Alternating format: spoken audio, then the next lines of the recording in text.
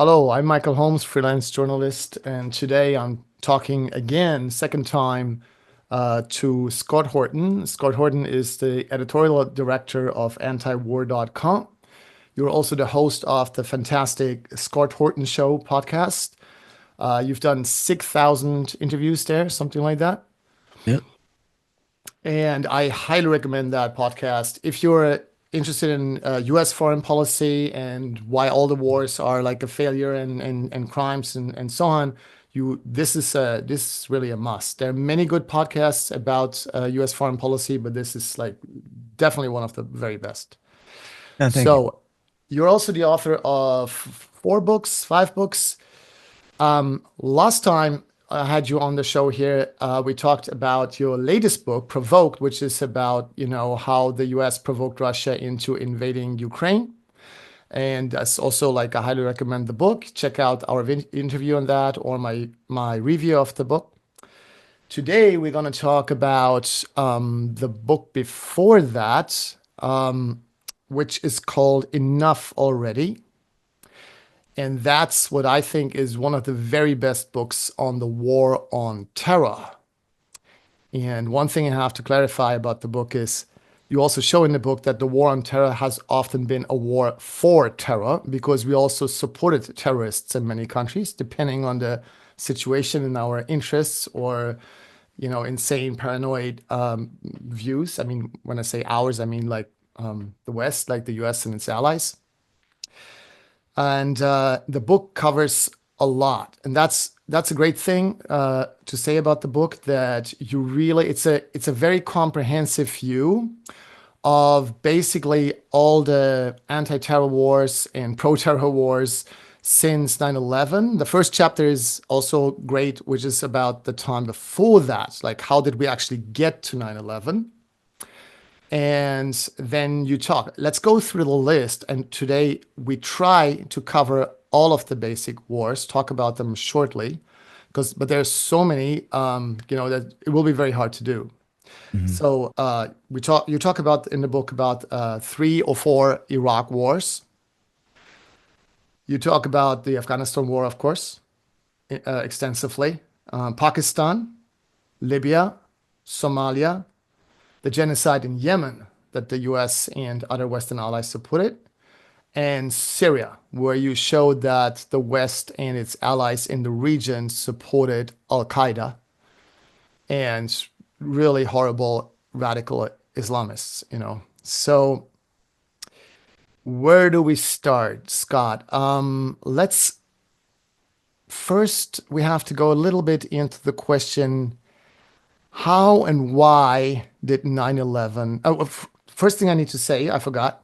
The book was published in 2021. So obviously it ends there. So there's nothing about the genocide in Gaza or anything like that. But I have to say, when you read the book, you were much less surprised than most other people when the West supported the genocide in Gaza. Because the book shows our policies were often genocidal before Gaza. So it was much less of a surprise when you were basically this book prepared you for what was coming. Yeah. Yeah, that's probably right. And yeah, so Israel is in the background of this book the whole time, but I do not have a treatment on the occupation of the West Bank and the Gaza Strip. That's That's just too right. much. And I Yeah. really wrote this book with the supreme goal in mind of keeping it at 300 pages and Hmm. not more than that. I really wanted it, not that I really succeeded in this, I don't guess, but I really wanted it to be broadly accessible and really for people who know me or listen to my show or what have you to be able to give to their brother-in-law or their dad or their Uncle Bob or whatever and say, this is that guy I'm always telling you about. Give it one try. Sit down, read this one book and see what you think after that kind of thing. You have succeeded in that. Sorry. It is good for that. Yeah, I mean, I hope so. And I've got a lot of anecdotes like that. It would have been better if I had been able to get it out to a broader public, but it is what it is. But, Hmm. um, you're right that it's a long list of wars. However, the thing of it is, and I think this is why I hope the book is readable and accessible to people, is that it's one long chain of events. Yeah. And maybe part of this is just because I'm a libertarian, so I always blame the national government for causing everything bad in the world in the first place and work backward from there. But everybody else always presumes that history started today, and whatever is going on, we better just do whatever the national government says we have to do to solve the problem without ever asking what it was that they had done in the first place to get us into that mess. And that's for virtually every domestic and foreign policy. They are just the ruiners of all things good. So people don't have to necessarily agree with me about that, but that's the point of view I'm coming from. So if we have a problem with the Bin Ladenites, or if we have a problem with Iran, or if we have a problem with whoever, then I want to know what it was that Washington did to make it this way. And the thing is, whether you're from here or not, I'm a Texan, but you're not, but whatever. I mean, the reality is we all understand that Washington is the world empire. Right. The superpower. We're number one. It used to be us and the Soviets. Now there's no Soviets. And so then there's the question of the rise of China and the BRICS and whatever. But in terms of like in the post-Cold War era, USA, we're number one. We get to say what goes, including between Armenia and Azerbaijan, and no exceptions anywhere in the world. Everything is our interest. And so yes, we have intervened and we have put our thumb on the scale in all these different ways that bear explanation. And of course, it doesn't ever amount to like arguing the lawyer's brief for Saddam Hussein or any other particular target of the American empire, just to explain who they are in the real context of things, which, far from, acquitting them of being sinful dictators or whatever it is that they're accused of being, it just goes to show that the larger context reveals that we got no right to be intervening the way we are, especially when you take into account what it was that we did to make things this way in the first place. Just like as we talk about with the new Cold War with Russia, which was very largely begun by the United States and our allies. So in this case, again, I'm a Texan and I'm on America's side in this, the American people's side, and the country, which is not the same thing as the government. Right. It's the place and the people. And so I don't give a damn for bin Laden. So when I explain his point of view, it's no more Osama's talking points than they are Vladimir Putin's talking points to just explain things that I don't like about Jimmy Carter, right? Just the same as everybody else has things they don't like about Jimmy Carter. That's not siding with a foreign power to not like Jimmy Carter. I'm sorry to even have to start with these kind of disclaimers, but people are very enslaved and beholden to this kind of two-dimensional thinking. So I'm trying to get you to stretch your muscles a little bit before we get started here, So anyway, the point is this, man. After the Vietnam War, which ended in the early to mid 70s, then Nixon, or as Nixon was ending it, he decided he needed to pressure the Shah, the dictator of Iran, to increase weapons purchases from the United States to sort of make up for the money that they would be losing by pulling out of the war. And of course, the Shah had been reinstalled in a coup d'etat by the CIA in 1953 and was, America's sock puppet there, basically. This did a lot to undermine his rule. He was wasting all this money on stuff he couldn't afford. And then by the time of the Carter years, he's dying of cancer and he's essentially overthrown in a popular revolution. And at that time, the Carter administration made the terrible mistake of allowing, in fact, asking the French to send the exiled old Ayatollah Khomeini home from Paris to inherit the revolution. They thought, we know this guy. He helped us overthrow the Shah in 53. He had been part of a group of conservative clerics who had agitated against Mossadegh, the prime minister back then. So they said, we have a relationship with this guy, somewhat, and we think we can deal with him. And in fact, after the revolution, they got along with the Iranians for about 10 months. And they would warn him about the intentions of the new dictator of Iraq, Saddam Hussein, who'd just taken power in a bloody coup, and about the intentions of the Iranians, the Russians, who the Americans pretended to believe were a threat to Iran. And part of that was because America, in that same year, 1979, had begun to support the Mujahideen in Afghanistan for the deliberate purpose of attempting to lure the Soviet Union into invading that country. Now, the Soviets did invade in December of 79. It was not really in reaction to American support for the Mujahideen. It was just that the commie dictator of the country, their sock puppet, was really ineffectual, was really bad at being a dictator. And so they want to get rid of him. As soon as they did invade, they took him out back and shot him and replaced him with a new guy. They're trying to solidify the power of the dictatorship there, which was, of course, very tenuous in that country. So we do have in writing where Zbigniew Brzezinski that December he was the national security advisor, wrote to Jimmy Carter and said, now we can give the Soviets their own Vietnam. Or he said, this could end up being like the Soviets' Vietnam, something like that. He later bragged that was his intention, and he said so in the first place, and this is in Robert Gates' book too, that Brzezinski and another guy whose name is escaping me in a second, Walter Slocum, that he was a defense official who they came up with this policy. And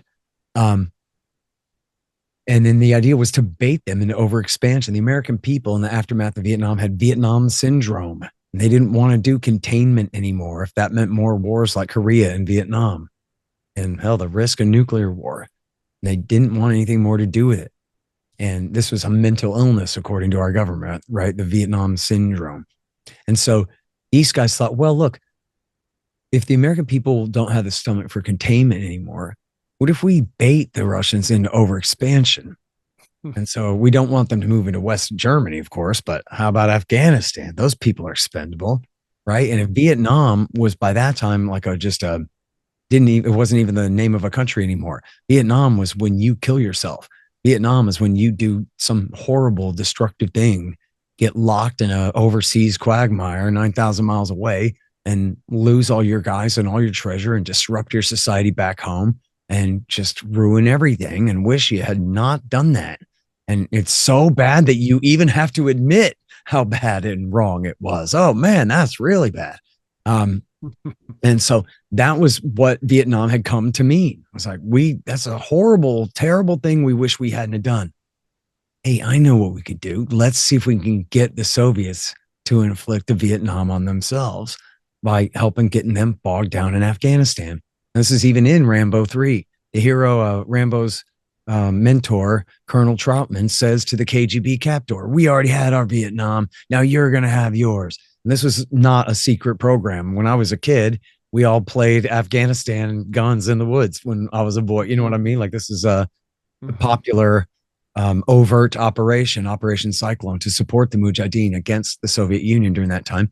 And of course, the Americans and the Mujahideen all took credit for helping to break the Soviet Union, because of course it did help to break the Soviet Union, but they lost, I forgot, 10,000 or more guys fighting in that war when nobody cared about Afghanistan, and it was not worth it. And the Soviet Union was falling apart anyway. It was undergoing all of these different pressures. And so Afghanistan was one of the straws that broke the camel's back. Everybody agreed about that. And so that was a part of it. But now, once the Soviets invaded Afghanistan, Brzezinski said, oh no, now we think they might invade Iran, which we now hate because they've taken our hostages, which was 10 months later after the revolution, by the way. Everyone always conflates this together, the great Satan and burn our flag and all that stuff. The real revolution was in February of 79. Right. And we were friends with them, trying to be at least, through November. But then David Rockefeller, the chairman of the Chase Manhattan Bank, convinced Jimmy Carter to let the Shah into the United States for cancer treatment. Of course, the Rockefeller oil and all that. So they were very close to the Shah. And they wanted to save him and his regime. And he was dying anyway, and they knew that, but it was a secret. But the CIA knew it at the time. But when they let him into the country for cancer treatment, the people in Iran, whoever they were, whether it's the Revolutionary Guard or the so-called students or exactly who led the whole thing, but it was, I think, popularly understood as a signal that America's going to nurse this guy back to health and then reinstall him in power again. And so that was when they sacked the embassy, which was where the coup had been stationed out of last time. And so, not that I'm saying it makes it a legitimate target, but just that was why they did it. And so that was then what led to the burning of the flag and the great Satan and the parading of the hostages and all of these things. And Carter's great humiliation. He launched Operation Eagle Claw, and the helicopters all went down in the desert. They were aborting the mission, and then a helicopter crashed into a plane and all went to hell when they're trying to get out of there. And so it was this huge humiliation for Carter. And then so he announced in his State of the Union speech in 1980 the new Carter Doctrine for the Middle East, which was the Persian Gulf is now an American lake, and we will treat any attempt by another power, read the USSR, to move into Iran, is what he was implying, to come and try to dominate the Gulf, but we would treat that on attack as on the United States of America, essentially giving a NATO-style war guarantee to the Persian Gulf. To Iran, which had just taken our hostages and is not at all our friend. We're giving them a war guarantee against the Soviet Union, essentially. And then as part of that Carter Doctrine, they started building up all these bases in the Gulf, and they gave the green light to Saddam Hussein to invade Iran. And by the way, Gareth Porter now has the document where Zbigniew Brzezinski in a private meeting with the Saudi foreign minister said, we know that the Soviets aren't going to invade Iran. We're just saying that. And that was just like a couple of weeks later. But that was still the pretext for this whole new doctrine. And so I love Gareth Porter. He's the best of the best, man. But then, so they gave the green light to Saddam Hussein to invade Iran. Now, why does Saddam Hussein want to invade Iran? Well, picture the map of the Middle East in your brain now that you got there. Everything from Baghdad east to Iran and down to Kuwait, that's supermajority Shiite territory, predominantly Shiite territory there. Saddam Hussein was the secular dictator, but a Sunni secular dictator ruling from and it was a mixed government. He had Christians and Kurds and Shiites inside of his government, but the real ruling caste were the Sunni tribal leaders and such. And they were lording it over a 60% Shiite Arab majority and a 20% Sunni Kurdish minority. So they're Sunnis, but they're Kurds, different than Arabs. And they're all oppressed essentially by this 20% elite caste of Sunni Arabs from the west of the country. And so Saddam Hussein is afraid that with this Shiite revolution in Iran next door, that the population of Shiites of Iraq will side with their religious sect. And in fact, Shia Islam was born in Iraq, not Iran. It traveled west into Iran from Iraq. And so they were afraid that the revolution was going to spread into Iraq, and the Iraqi Shiites would choose their religious sect over their national sect as Iraqis or their ethnic sect as Arabs, and march on Baghdad and overthrow him, right? So his solution to that, oh, and by the way, did I mention I think I mentioned he had just taken power in a bloody coup also in 79 himself. So he was worried about his station in life there and how this was going to work. So in the ferventness of the religious-based revolution in Iran was a big deal. And you had Islamists take over the Grand Mosque, Bin Ladenite types, take over the Grand Mosque down in Mecca that same year too. So there was a real worry. That was what Hussein was worried about. And in fact, there were some Iraqi Shiites who took Iran's side and did flee to Iran. And then when the war broke out, they fought in the war on Iran's side. So there was a real reason for him to worry about that. And then America took Saddam Hussein's side. Jimmy Carter and then Ronald Reagan backed Saddam Hussein's side in that war that lasted through the entire 1980s, essentially through 1989. Mm-hmm. And of course, there's the great exception was the Iran-Contra scandal when America sold missiles to Iran through Israel, which had stayed friends with Iran all along after the revolution. And we used them as the cutouts to sell missiles because in exchange to try to get hostages out, which didn't really work, but then and also used the money to secretly back the Nicaraguan Contras after Congress had banned the financing of the Nicaraguan Contras. So that was what was known as the Iran-Contra scandal. And they would even encourage the Israelis to increase arms sales to Iran, and then they would increase arms sales to Iraq, and they would balance them back and forth against each other and bleed them both. It's a pretty ugly balancing strategy at the time, but that was how they did it. Supporting both sides with weapons. Supporting both sides and switching back and forth to weaken them both. Then, at the end of the Iran-Iraq war, Saddam Hussein has a dispute over war debts with Saudi, UAE, and Kuwait. They're all calling in their loans. And oil's selling about $12 a barrel. So he's completely unable to rebuild his economy or pay back his loans to these countries, which he feels like, hey, we just fought and sacrificed to defend y'all anyway, right? Especially Kuwait. They could have got run over if it wasn't for Iraq there, was his point of view. So they're playing hardball and they're calling in all their loans. And the Kuwaitis are overproducing from shared oil wells in the Rumaila oil field on the Iraqi border. And they're accused of even slant drilling and pumping oil out from the Iraqi side, even though it's mostly shared giant underground wells where you have a quota of how much you're allowed to produce each month so that and you're not supposed to cheat and overproduce from a shared well. Same as if it's abutting private property out in West Texas, right? If we're neighbors, but underground, it's one big well. Well, we agree how much we get to pump each month. You don't get to cheat and pump more than me or I'll break your knees. And that's kind of how that goes. So here, the Kuwaitis are cheating while they're completely screwing Iraq and calling in their loans and all of these things. So Hussein starts building up his forces to invade. And well, let me stipulate here. I don't think this was a deliberate trap, but in effect it was. Because what happened was CENTCOM and CIA were telling the Kuwaitis to stiff arm Saddam, tell him to go to hell, demand, increase all their demands and don't be afraid of his threats, that kind of thing, kind of bolstering them. Then the State Department through, James Baker has April Glaspie tell Saddam Hussein, essentially, here's a flashing yellow light. We really don't care if you invade Kuwait or not. We're not going to do anything about it. The president doesn't want a war. And so coast is clear, pal. Now, she later told the New York Times, well, he wasn't supposed to take the whole country. We thought he was just going to take the northern oil fields, right? So that would have been West Texas rules. You break their knees, not you get to completely confiscate their land and move into their house. You know what I mean? That's going beyond. Right. And then, but to his credit, I guess, what the hell? Why not, man? Let's be fair. Paul Wolfowitz, the Deputy Secretary of Defense for Policy, was telling Secretary of Defense Cheney, oh my God, Saddam Hussein's going to invade Kuwait. We got to stop him. Right. And had the president send a letter to Hussein warning him not to do it.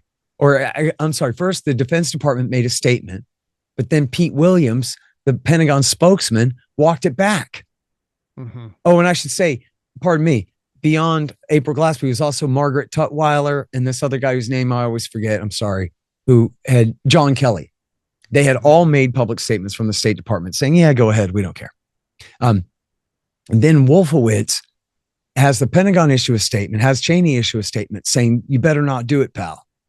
But then Pete Williams, the spokesman, who you might remember later became an NBC guy, I think he's probably still with NBC News, he walked that statement back, which was probably just incompetence. I don't know, but was like, no, we're not going to war over Kuwait or something. You know what I mean? Another green light. Then they had the White House send a letter, but then they panicked because they thought the letter wasn't strongly worded enough. And he's going to take this as a yellow light too, damn it. And so then they tried to have the president draft another letter to send, but by then it was too late and the tanks were rolling in. Right? So you have the military and the CIA out there in the Middle East are egging the Kuwaitis on. The State Department is egging Hussein on. The chief neocon is panicked and tries to stop them, but is unable to intervene in an effective way to stop it from happening. Right? So then Hussein invades Kuwait. It takes him one day, marches all the way to the sea. Right? It's a big coup de main. And they immediately hold meetings and everything. And they decide, we're not going to do anything about this. We don't even really care. As long as he doesn't think that he can roll on Riyadh, we're not going to have a problem. And Colin Powell is the chairman of the Joint Chiefs of Staff, and he chairs the National Security Council meeting. And they all decide, fine. Maybe they even admitted that this is kind of our fault. So let's be cool. This is our guy after all, right? Like we like him. He likes us. Then Margaret Thatcher came to town. And it was their interests that were at stake. Their investments in Kuwaiti oil and Kuwaiti investments in British debt that were all now in jeopardy. And so she came and said, now don't you go wobbly on me now, Bush. And her people said she gave Bush a backbone transplant, essentially by calling him a fag, right? By saying, you can't be more feminine than me, the female prime minister of Great Britain. And he went, yeah, you're right. I'm very macho and tough. Look, everyone, right. I'm a tough baseball player. And like, this will not stand. Right. And then they spent the rest of 1990 refusing to negotiate in good faith when they absolutely could have. And Hussein would have got out of there. But once they started to build up in Desert Shield for the war, now it's on. Now it's the new world order where America will guarantee the international law. In other words, use it as an excuse to do whatever we want and all of this. And so now it's a matter of setting a precedent and an example for everybody else. So they launched the first Iraq war, which most people think of as a great success. And, you know, is they showed old test footage of laser guided bombs and pretended that this was them hitting targets in Iraq. You know, look at how good our target. It was like 92% dumb bombs. They made it seem like it was all this space age laser guided precision attacks, no innocents killed. And such a resounding victory, 100-hour ground war, famously, after the air power softened them up. Man, yellow ribbons everywhere, ticker tape parade on Wall Street and everything.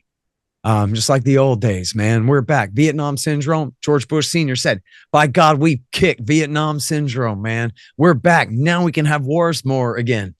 Yeah. Now militarism and patriotism are the same thing, like it's supposed to be, you know? And so that was a big, and Brent Scowcroft, his national security advisor, said explicitly that was part of the reason they did the war, was for that effect, because they knew it would be easy to whoop their ass out in that plain flat desert out there with air power, and then have the tanks come in and mop up the rest, and they'd have their way, and they'd show that it can be done and it can be fun. And so they did that. But then there's a big asterisk at the end of Iraq War I. This is Desert Storm, the first Gulf War, et cetera, AKA. Mm-hmm. But at the end was the Great Bay of Pigs stab in the back in the desert, where Bush Sr. and his military, he specifically over Voice of America, and the military dropped leaflets, and they encouraged the Iraqi military units to rise up and overthrow Saddam Hussein, the evil Hitlerian dictator. They had to build him up into Hitler in order to justify the war. Now they're like, well, we can't just deal with Hitler. We got to get rid of this guy. Paul Wolfowitz and them famously wanted to go all the way to Baghdad and go ahead and get rid of him now. But Bush Sr. stopped short of that and left him in power. But then he encouraged the locals. You guys rise up and go ahead and finish the job. But then he changed his mind. And he let Saddam Hussein keep his helicopters and tanks and crush the insurrection and kill 100,000 people in the process. It was the Kurds and the Shiites that rose up, and Hussein crushed them. Why did he change his mind? He changed his mind because those Iraqi Shiites who had chosen Iran's side after the Iranian Revolution, that frightened him into declaring war and attempting to invade Iran, they were now coming back across the border.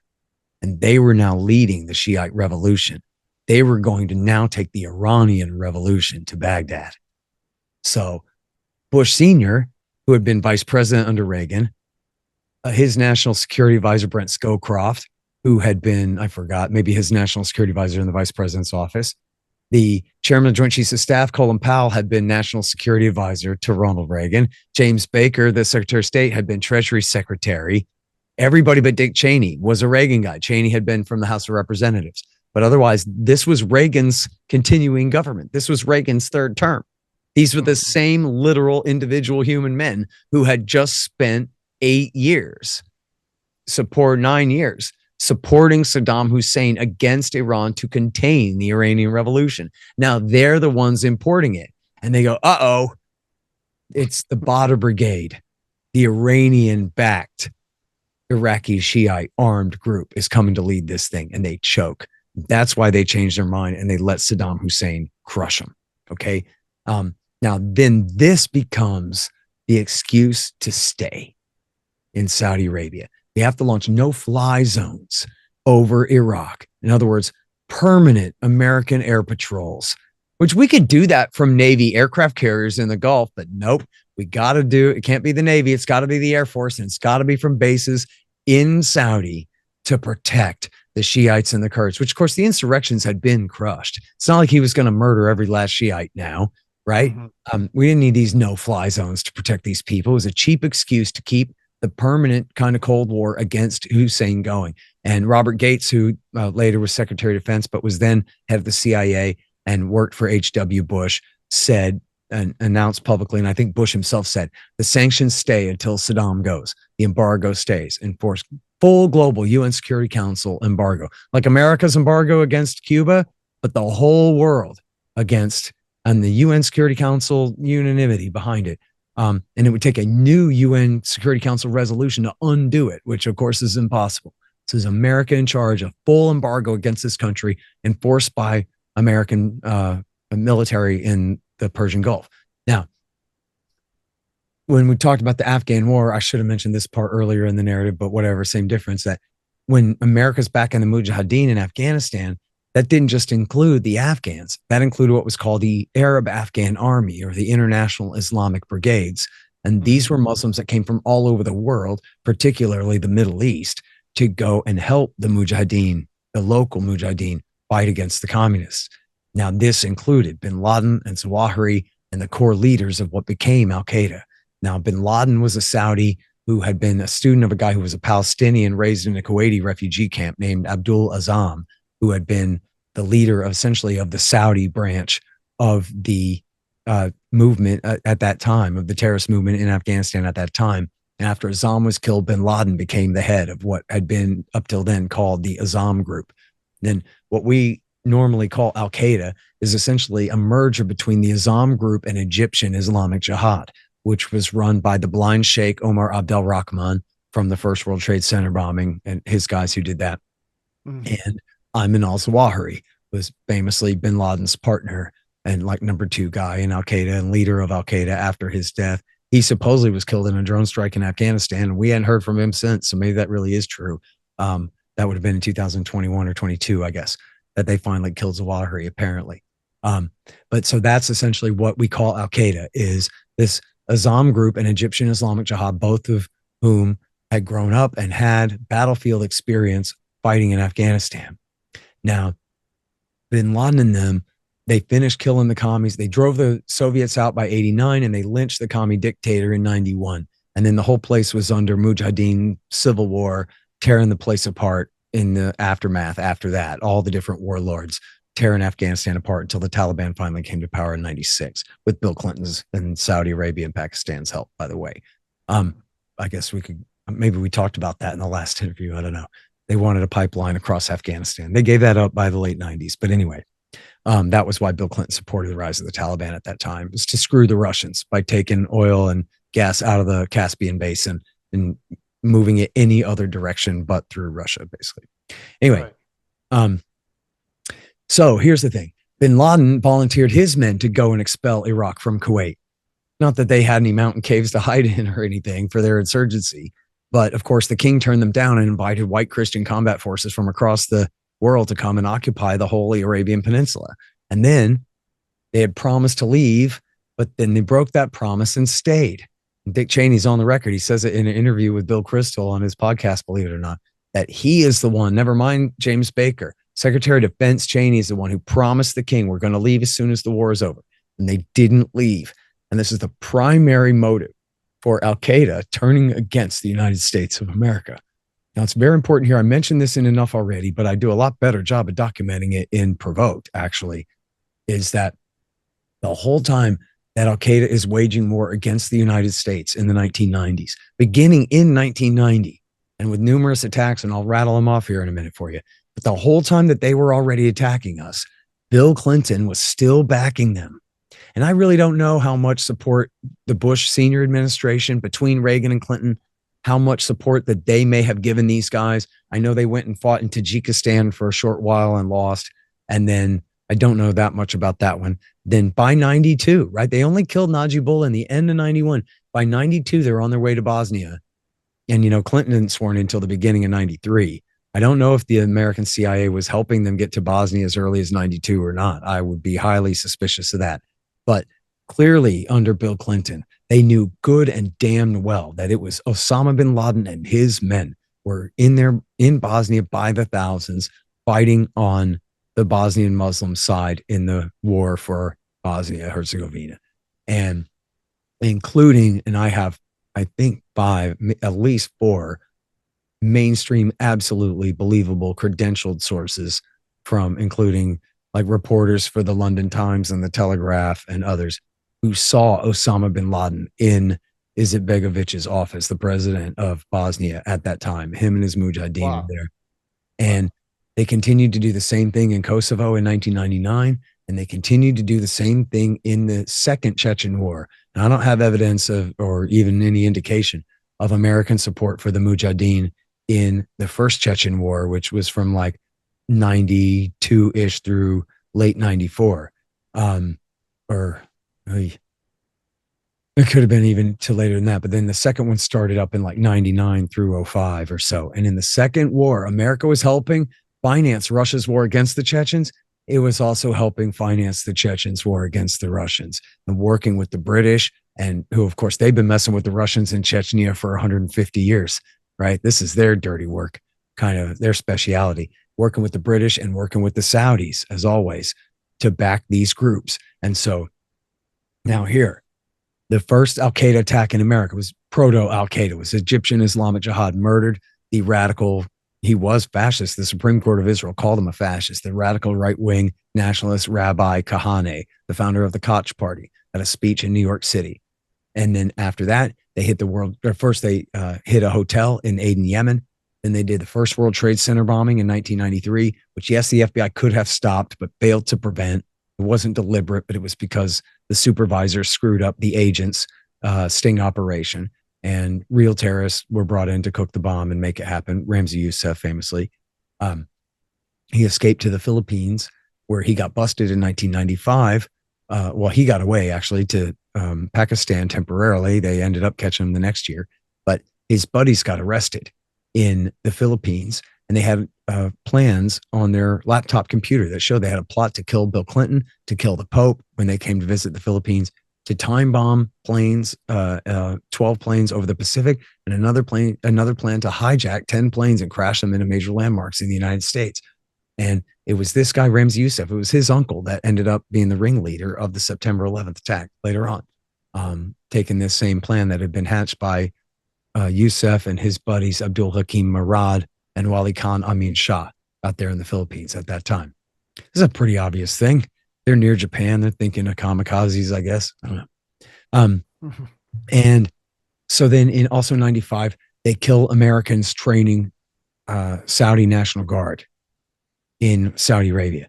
In 1996, they kill American airmen in Dhahran at the Khobar Towers barracks, and with a truck bomb.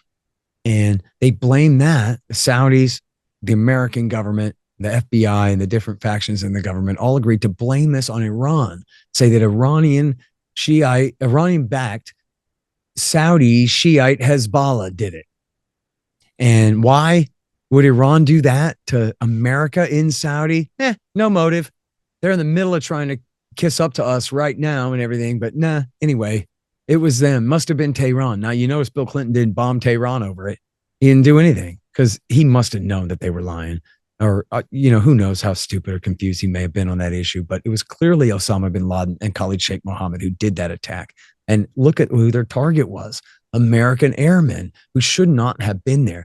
And by blaming it on Iran, they obfuscated that issue, and they prevented the American people from having a crucial discussion about why it's so important that we have to have our troops on holy Arabian soil here, when these religious fanatics are obviously extremely upset enough to suicide bomb us over it. And so what are we doing, and why is it worth it? And we didn't have that talk because they blamed it on the Ayatollah for nothing, right? He did it because he woke up on the wrong side of the bed this morning, I guess.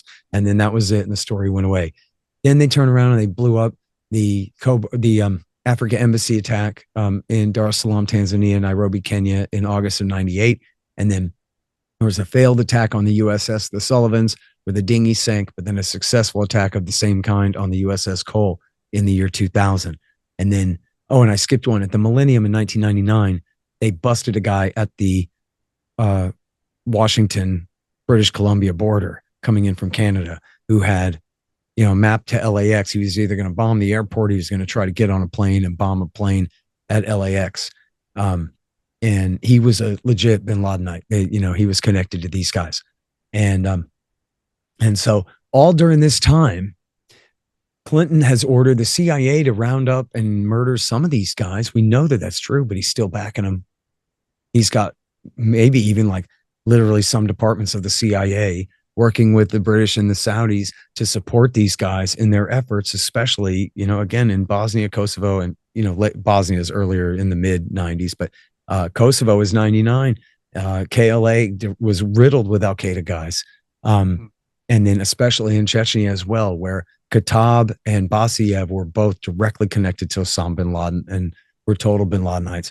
And yet they still had this rendition program where they're wrapping some of these guys up and sending them home to be taken out shot. And they have the FBI in charge of investigating and prosecuting this stuff.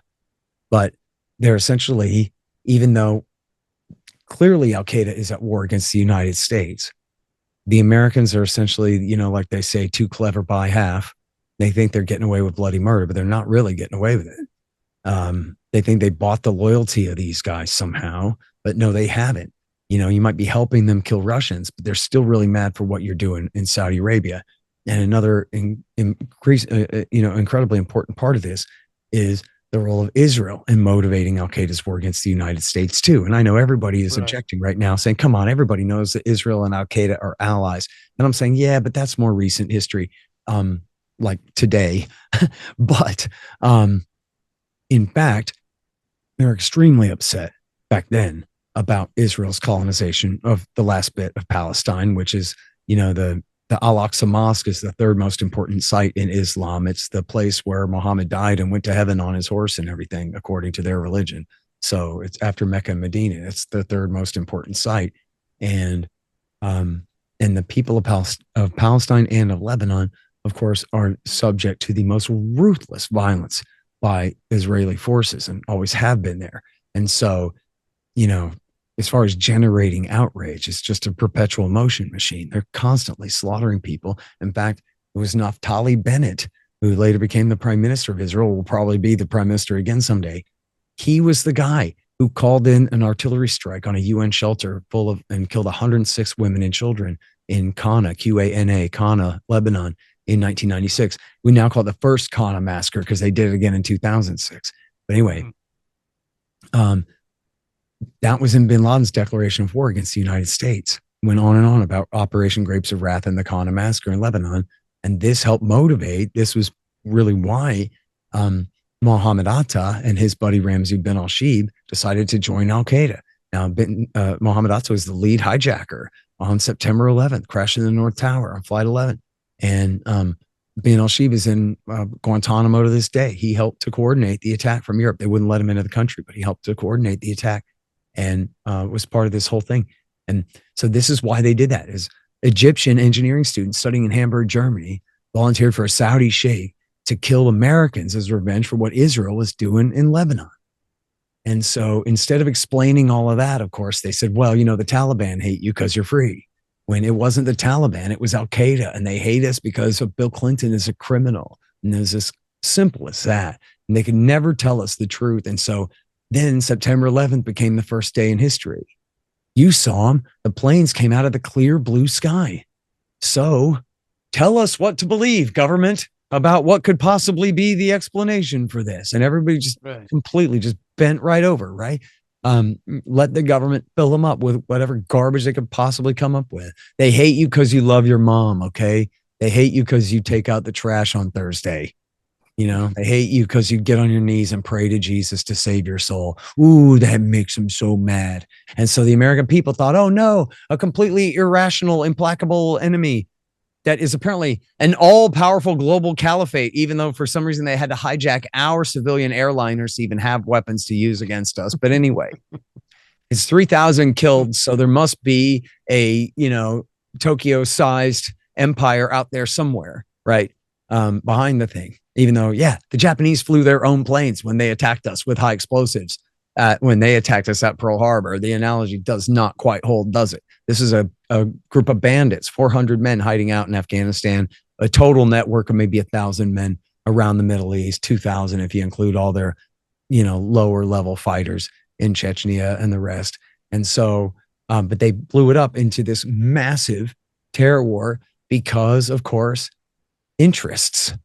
So, and you can stop me anytime you need me to stop and follow up here. But I just need to comment. First of all, this is the first chapter of the book, what you did right now. Like, how did we get to 9/11? It's just the first chapter.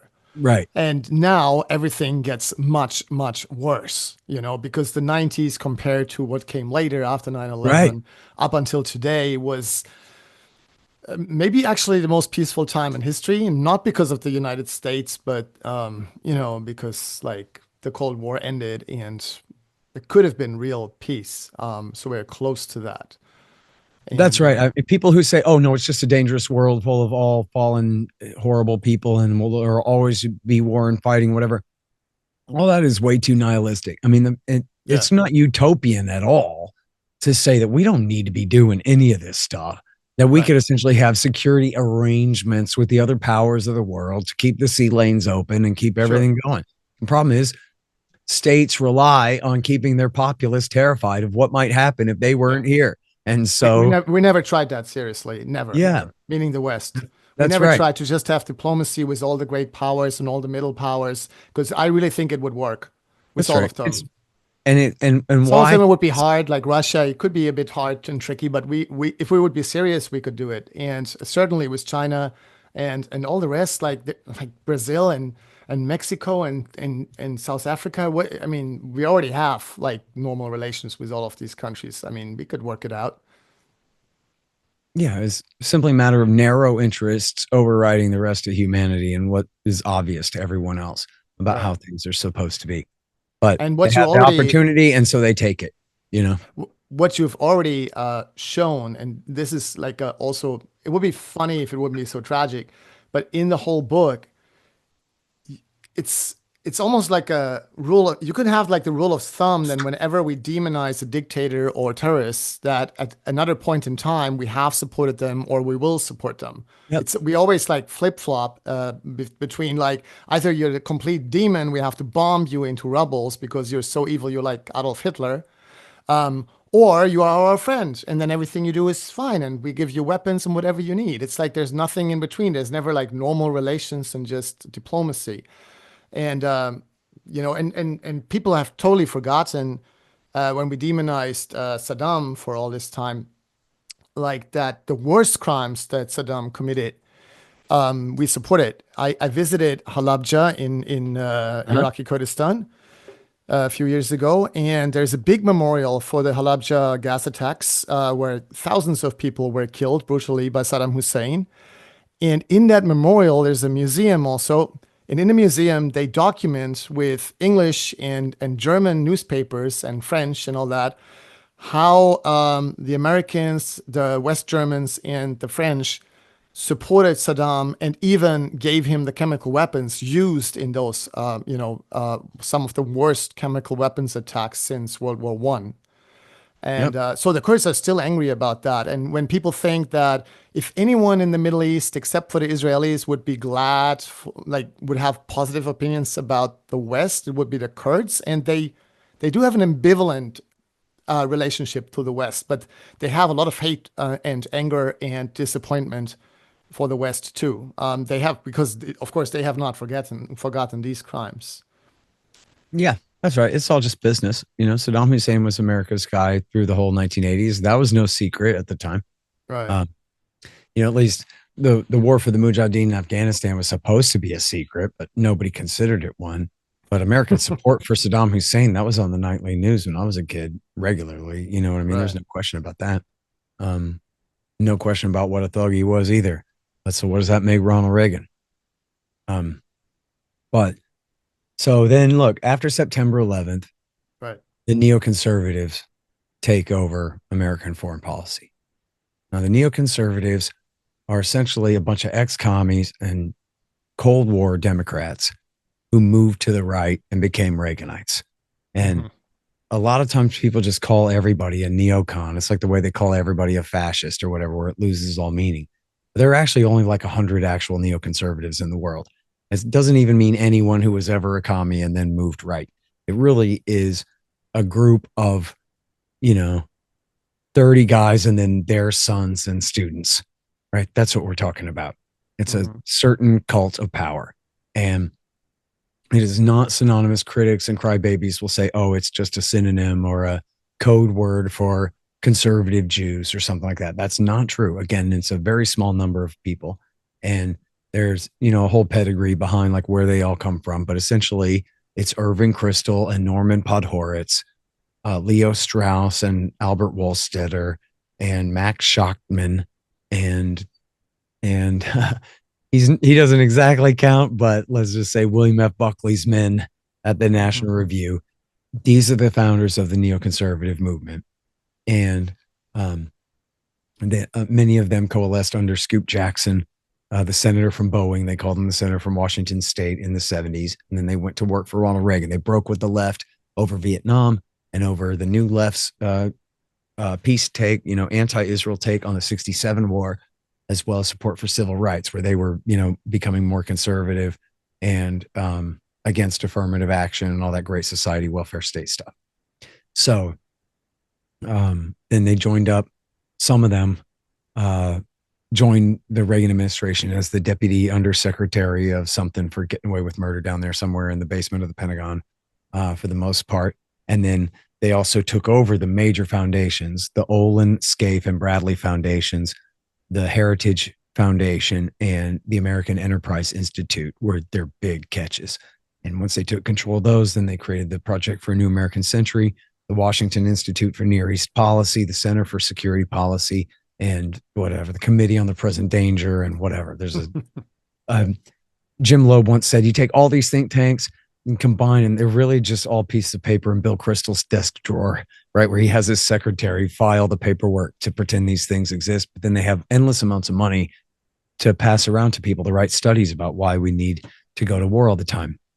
And, Andrew Coburn says that the neoconservative movement is essentially the cross between the military industrial complex and the vanguard of the Israel lobby.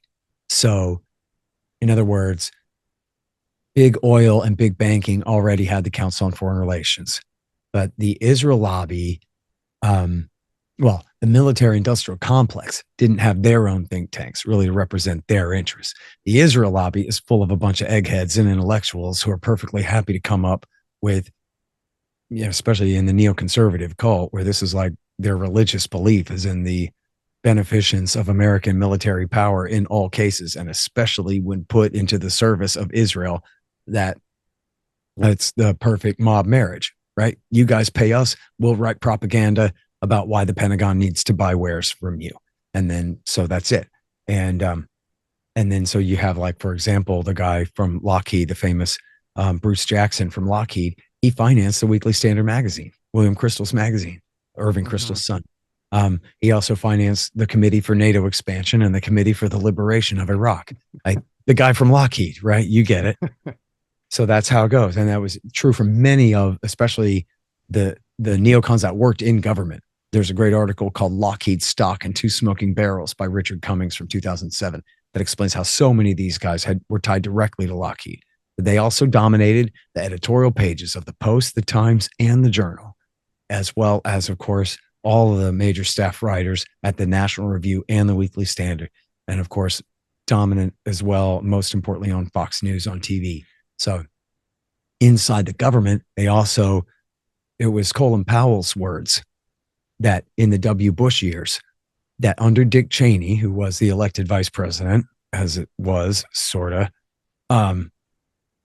and with Bush's permission, of course, that they appointed what Powell called a separate government, this network of neoconservatives. He identified them as the Jinsa crowd, that is, the neoconservatives from the Jewish Institute for National Security Affairs, another one of these ubiquitous think tanks that they created, this whole forest of think tanks, this echo chamber. But that referred specifically to David Wurmser and his guys, which is, whatever. Richard Pearl and Wurmser were two of these very powerful neocons at that time. So then this network inside the W. Bush regime meant 4 or 5 guys in the vice president's office, 3 or 4 on the National Security Council, 5 or 6, I guess, on the Defense Policy Board. And then, of course, the Deputy Secretary of Defense, now promoted up from policy, is Paul Wolfowitz. Below him is now Douglas Feith in his old chair at Deputy Secretary for Policy. And then under him is Abram Shulsky and about whatever, 8 or 10 other contractors from these different think tanks who were brought in. They kicked out all the actual Arab experts. They had a guy named Harold Rode override the Office of Net Assessment, which is the internal Pentagon think tank. They drove out all the real experts and replaced them with kooks from the think tanks, with neoconservatives. And so these were the guys who lied us into war. And the guys in the Office of Special Plans in the Pentagon, their job was digging through the CIA's trash and accepting lies from the Israelis and from the Iraqi exiles to funnel up the stovepipe of intelligence to the vice president's office, to the president, and to the media. So whatever the CIA wouldn't vouch for, these guys would go ahead and embellish anyway. And then across the hall, they had the counter policy terror. It's weird. It's like the title is always out of order, and I can never understand. It's PTEC. So the policy counterterrorism evaluation group, right? Instead of like the counterterrorism policy evaluation group. It always throws me off. Anyway, so it was the policy counterterrorism evaluation group was under David Wormser and a guy named Michael Malouf, and their job was digging through the trash and coming up with ties between Al Qaeda and Iraq, where the guys at the Office of Special Plans were working mostly on weapons of mass destruction, fables and lies and scams. So these were the guys who lied us into war. And the reason that they did it, most of all, was to help Israel. And in Israel, in the Likud party, you had a split between Ariel Sharon and Benjamin Netanyahu. Now, Sharon was the sitting prime minister. Netanyahu was then cooling his heels. But Netanyahu was always more of an Iraq hawk, and Sharon was more of an Iran hawk. But guess what? W. Bush was more of an Iraq hawk, and the neoconservatives in America were much closer to Netanyahu than to Sharon. And they, especially Paul Wolfowitz, as I talked about in Iraq War I, Wolfowitz, always was freaked out by Saddam Hussein and had it in for him and was worried about him. And so this was also the case with, it very importantly, with David Wormser and Richard Pearl. These are extremely influential neocons as part of this sect. And Wormser famously wrote, and Pearl basically is his co-author on these things, co-signed them all.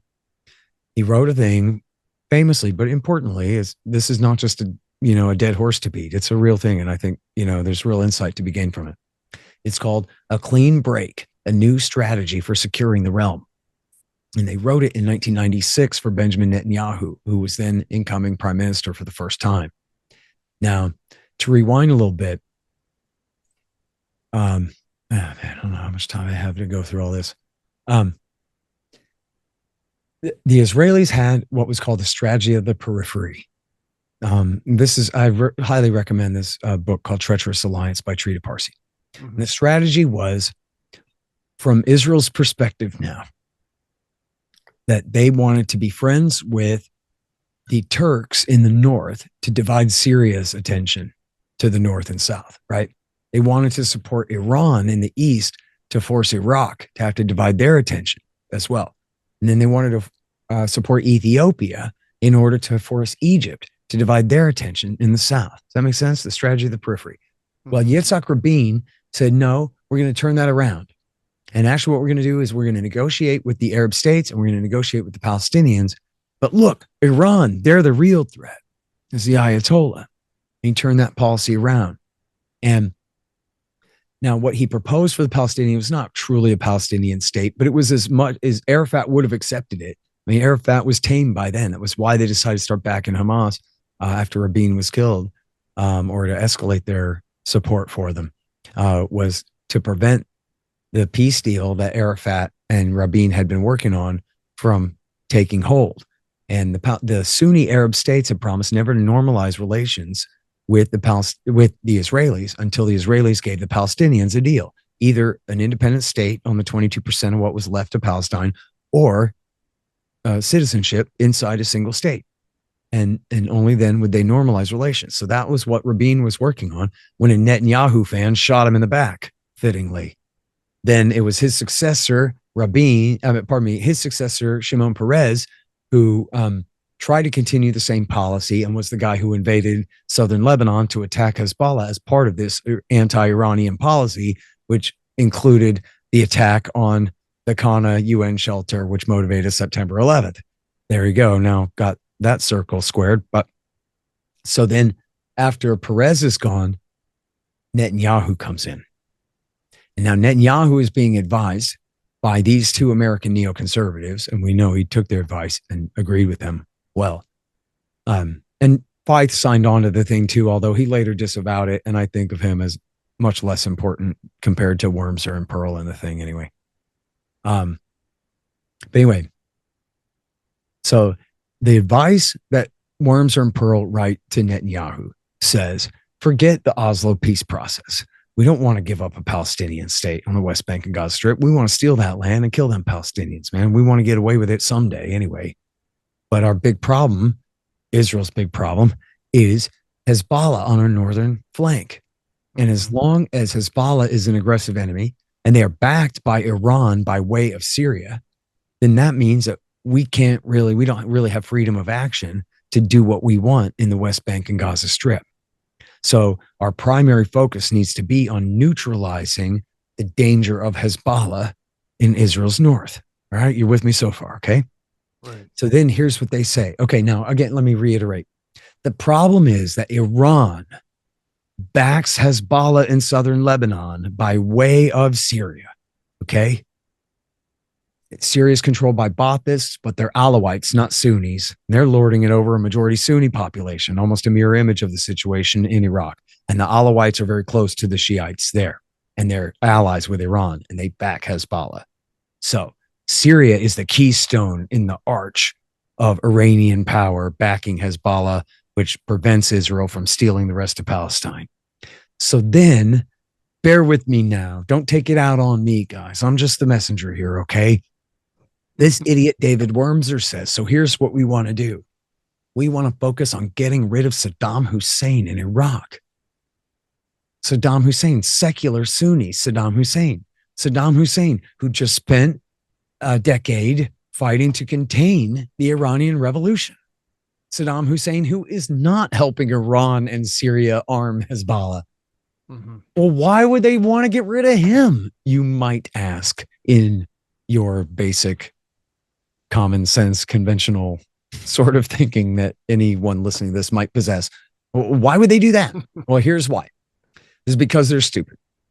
And they've been led to believe that if they got a supermajority Iraqi Shiite government and country and regime, that they would be totally compliant with American wishes for various reasons. Firstly, that we would install a Hashemite king over them, and they would just bow down and worship him like a god because he would claim to have the blood of the prophet. But the Hashemites are Sunnis, and the Shiites don't revere them. It's, part of Shiite Islam is revering the descendants of the prophet, but only on a certain family line. And the Hashemites ain't it. And revering somebody ain't the same as worshiping them like a god and obeying their edicts against your own interests and all of those things anyway. The Shiite religious authorities have authority, but not that much authority, where it's like they could cast magic spells over these people and make them, act against their own interests in any kind of way. And in fact, when the British had foisted a Hashemite Sunni king on the Iraqis in the 1920s, there was a fatwa that forbid any Shiites from cooperating with the regime at all, which is part of why it didn't even last 10 years. So these guys had no idea what they're talking about, right? These are crack pipe dreams that they're smoking here. They got no idea.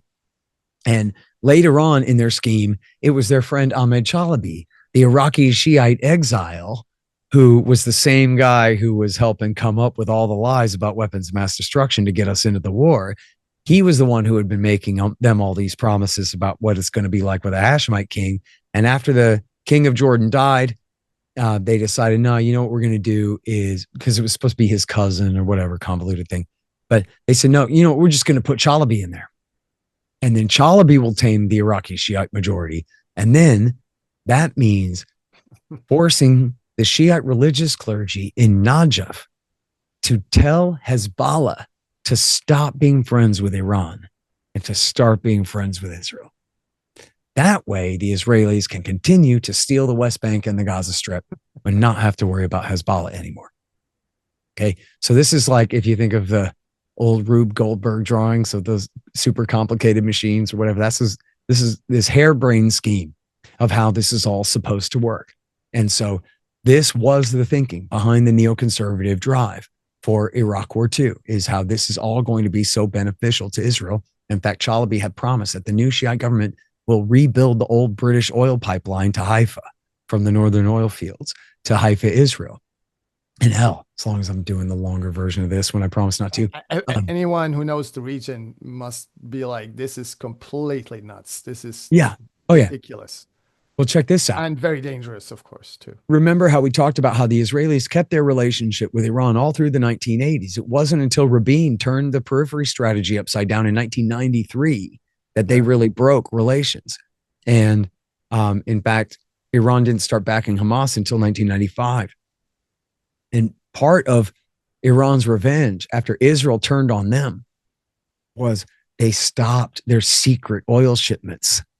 So there was oil tankers would deliver Iranian oil to the port of Aqaba on the eastern side of the Sinai Peninsula in the Red Sea. And there was a secret pipeline run by a company run by the criminal international financier Mark Rich, ran the company that ran that pipeline. And the Iranians would ship secret oil tankers full of oil up that pipeline then to Israel. So a huge part of now this clean break strategy and let's get America to invade Iraq for us strategy is that since they lost that Iranian oil, now they want to see if they can get this oil pipeline from Iraq so that Israel can save a nickel a barrel on oil here, right? And so this is at the core of their thinking is they blew up, or, Netanyahu's predecessor blew up their awesome secret deal for Iranian oil. So now they have to make up for it by getting a bunch of boys from Alabama to go and get blown up to death in order to try to rebuild the oil pipeline from the 1920s so that the Israelis can go back to saving a nickel a barrel, right? And this is how cynical that was. You go, no war for oil. The war wasn't for oil. Oh, asterisk. The war was for oil for Israel, dummy, not for Houston, not for Americans who were trying to pump a tank full of gas so they can get to work in the morning. It was for Israel, all at our expense, at the expense of trillions of dollars of Americans. And, all of those people killed, 4,700 Americans who died in the war.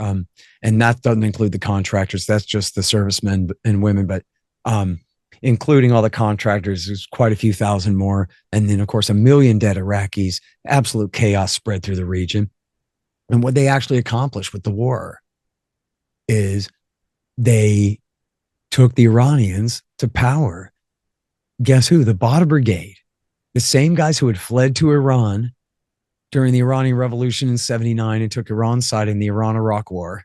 The same guys who started coming across the border to inherit the revolution before Bush Sr. backstabbed them in 1991 are now the same ones that W. Bush picks up and takes all the way to power in 2003.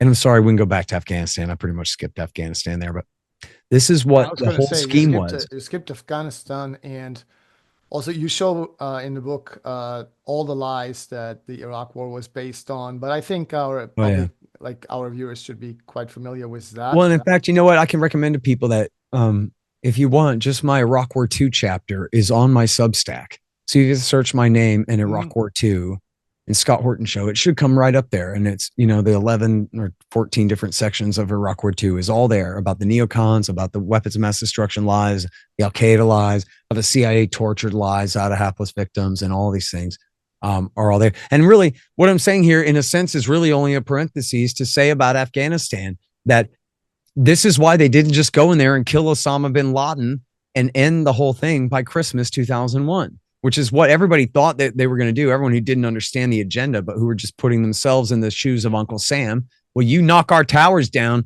we kill you to death, and then we show the whole world, don't you mess with us. This is what's going to happen to you. And then we all celebrate Christmas and everything's great, right? And instead, no, the the government didn't want to do that. They let Osama bin Laden go. They absolutely refused to focus their efforts on Al Qaeda in the White Mountains of the Nangarhar province when they knew that's where he was. They dispatched only CIA and one Delta Force team there, gave them money to bribe local militia guys to fight with them, which was hopeless. Well, meanwhile, there are tens of thousands of Army Rangers at Bagram. There are more than 10,000, I think, or however many thousands of the 75th Ranger Division down in Kandahar province. They've got Green Berets fighting up in Mazar-e Sharif, and they've got Marines. They got General Mattis and 4,000 Martian Marines, and they all want to go and fight and kill the Arabs, the Bin Ladenites, hiding out at the Lion's Den, the same place where CNN interviewed him, the same place where everybody knows where he is, in Tora Bora, in the White Mountains, in Nangarhar province. And instead, they don't do that. They let him escape because they wanted it. For anyone in your audience who's read George Orwell, they wanted this Emmanuel Goldstein figure, this enemy, this danger boogeyman wrecker out there. If they killed Osama bin Laden, then who cares if he's friends with Saddam Hussein? He's dead anyway. How's Saddam Hussein going to give a dead man chemical weapons to murder me with or whatever, right? It just doesn't work. You need him out there. You need for people's moms to be afraid of what's going to happen if we don't let the government do whatever they want to do. And even though the CIA and Condoleezza Rice, who was the national security advisor, they said we should focus on only killing Arabs and explicitly tell the Taliban, we don't even want to hit you. If you'll just give us coordinates of Arabs, we'll just fucking bomb them. Right. And in fact, Gary Burnson in his book Jawbreaker tells the story of he gets a Taliban guy on the radio, and the Taliban guy says, I want to surrender to you. Please stop bombing me, man. Please let me surrender.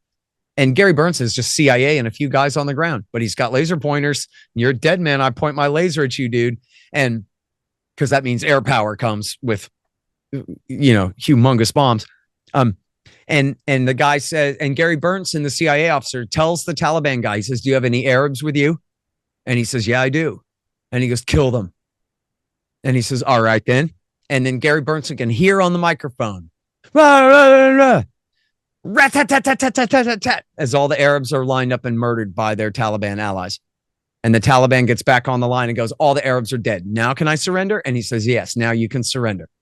So look, there are no Arabs from Afghanistan. This is Pashtun land, Tajik and Uzbek and Hazara territory.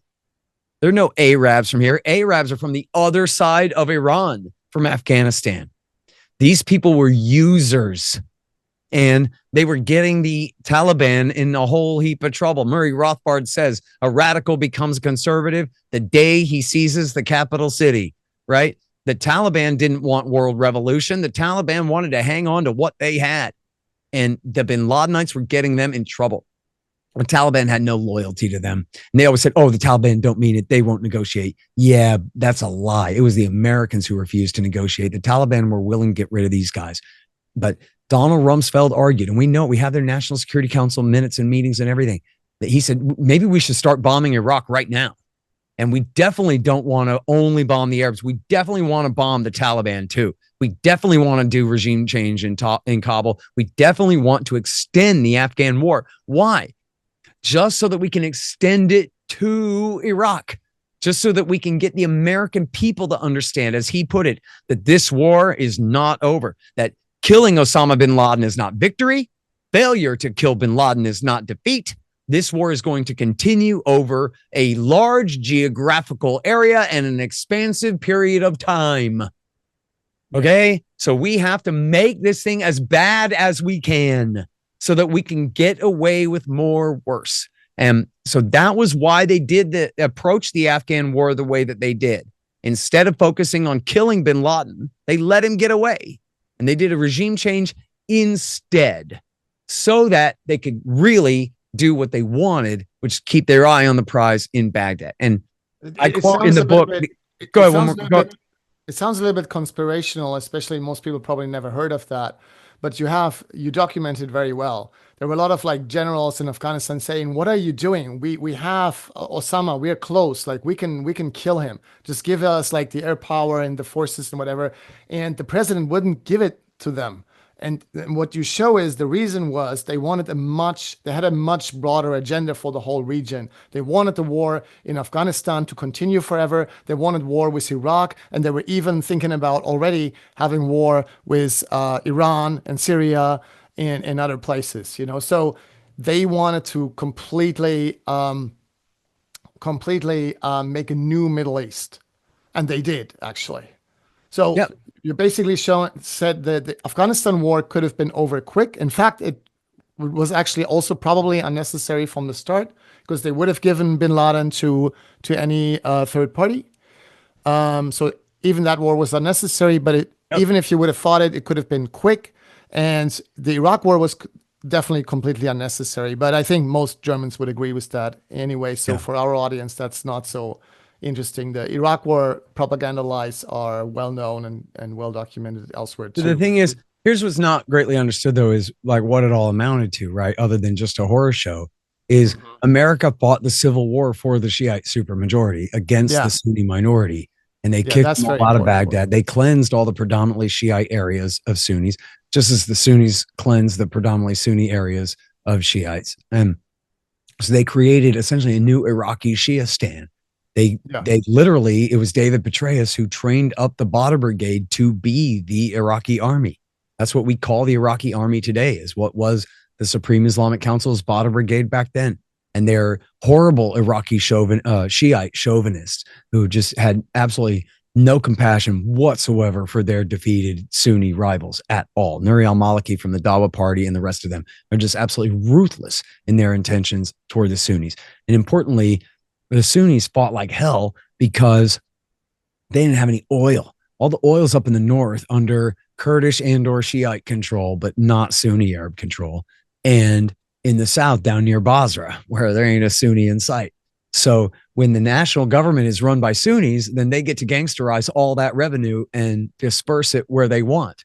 When they lose control of the national government, they have no access to that revenue whatsoever. And the Shiites who monopolize it all aren't going to share it with them at all, and refused to. Told them, you guys can go burn in the sun. They didn't want to take over Iraq. They wanted to rule the new Iraqi Shiistan. And they didn't give a damn what happened in Fallujah, even 20 miles outside of town. They didn't give a damn what happened in Mosul, and Ramadi was somewhat of a mixed city, so they had a little bit more jurisdiction there. But like I talked with Patrick Coburn all the time back then, and there was essentially no Iraqi, quote unquote, Iraqi government, that is the government of the Iraqi Shiites, in Mosul or in Tikrit to speak of. These areas were just simply wide open, and the people were desperate because they had no revenue, they had no nothing. And, you know, it's a very poor country in terms of available resources to develop and market. They got oil and patronage is their whole stupid economy. And if the patronage doesn't flow west, there's just nothing for them. And so this is a big part of why Western Sunni Iraq was left wide open for the taking by the Islamic State in 2014, was because the Shiites weren't even trying really to exercise a presence there. W. Bush gave them Baghdad. That was what they needed, right? And that level of control, and they have their alliance with the Kurds in the north as well, at the expense of the Sunni Arabs. And so that was what Bush did, is he won that war for Iran's best friends. People say, oh, Iran benefited from it or whatever, but they never hear like the details of like, this is what it is. It's the Supreme Council for Islamic Revolution and the Dawa Party. They are Iran's cat's paws. And W. Bush hoped that we would have more influence over them than the Iranians did, but no.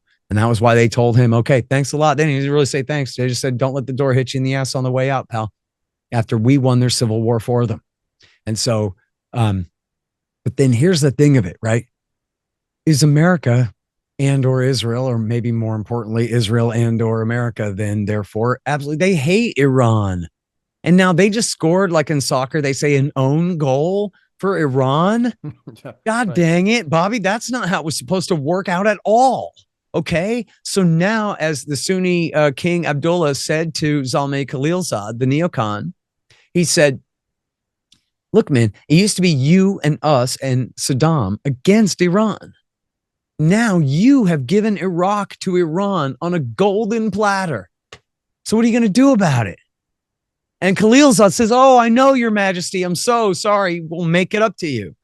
Okay. So this is in early 06, right? Just 3 years into the war. They already see what they've done. Ah, hell, what have we done?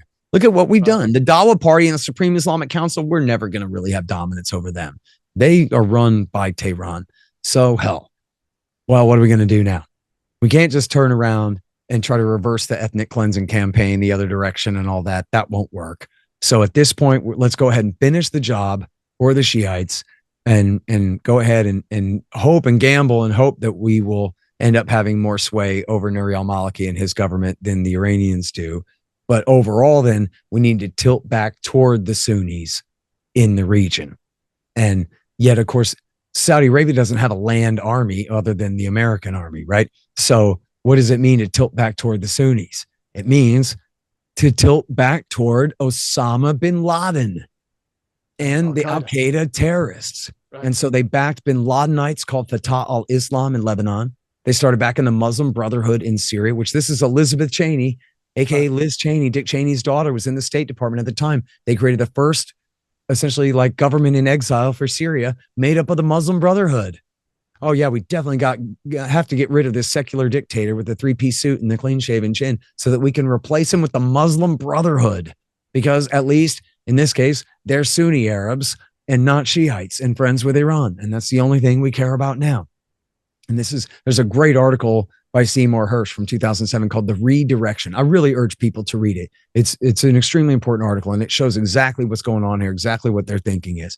And then they also were backing a Kurdish leftist group in Iran called PJAK, which is essentially the Iranian version of the PKK or YPG in Syria, as it's called, which are the Kurdish leftists.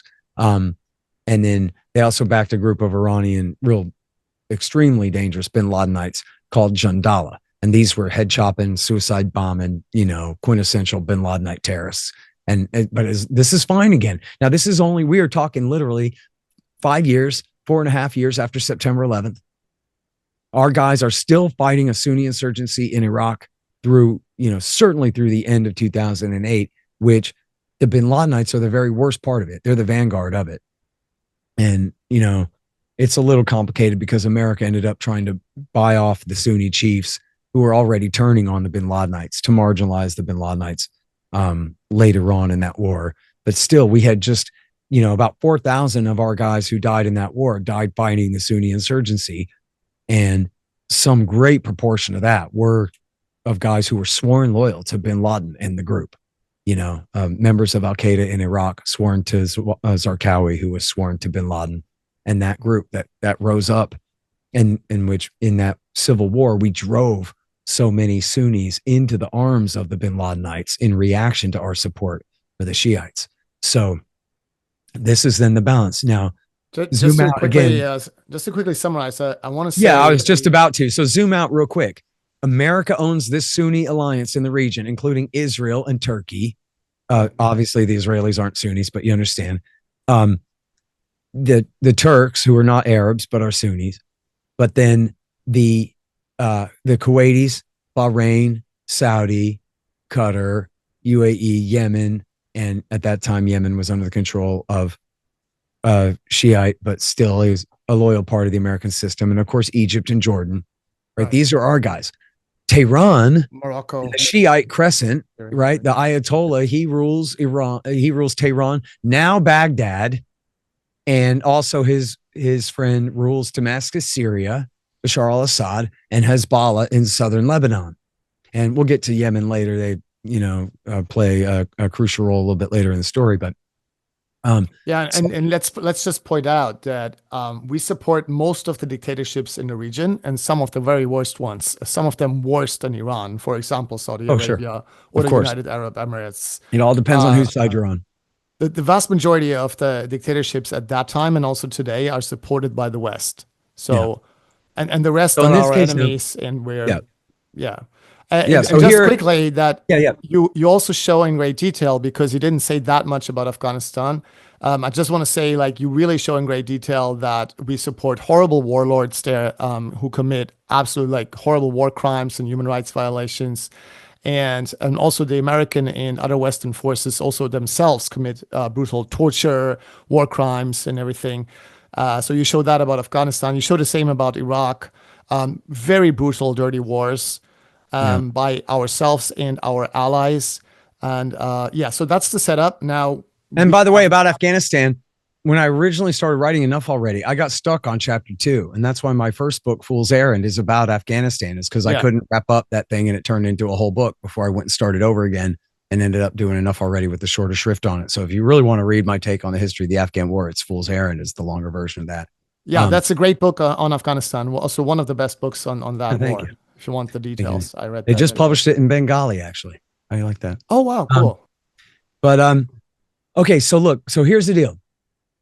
Again, to catch up, America, by launching Iraq War II on a bunch of pretext of lies funneled by the Israelis and their neocon friends in this plan that supposedly was going to help Israel, they ended up empowering Israel's enemies. Wormser said, a new Shiite-controlled Iraq will be a nightmare for Iran. Yeah, right. Iran ended up inheriting all the gains there. So now America is, you might say, overreacting by switching back to the bin Ladenites. As I said in the previous section here, the bin Ladenites are great for killing Russian communists in Afghanistan, for killing Serbs in Bosnia and in Kosovo, and for killing Russians in Chechnya. Now they're good for killing Shiites in Lebanon, in Syria, and in Iran. And so that's the goal. That's what they called the redirection in 2006 or so, 2005, 6, and the Sunni turn. So this is the answer then to why Obama took Al-Qaeda's side in Syria in 2011 in the Arab Spring. It was essentially picking up this same policy, right? They said, oh, he's a secret Muslim and he's a terrorist and he loves Osama or whatever. No, he's W. Bush. This is American consensus.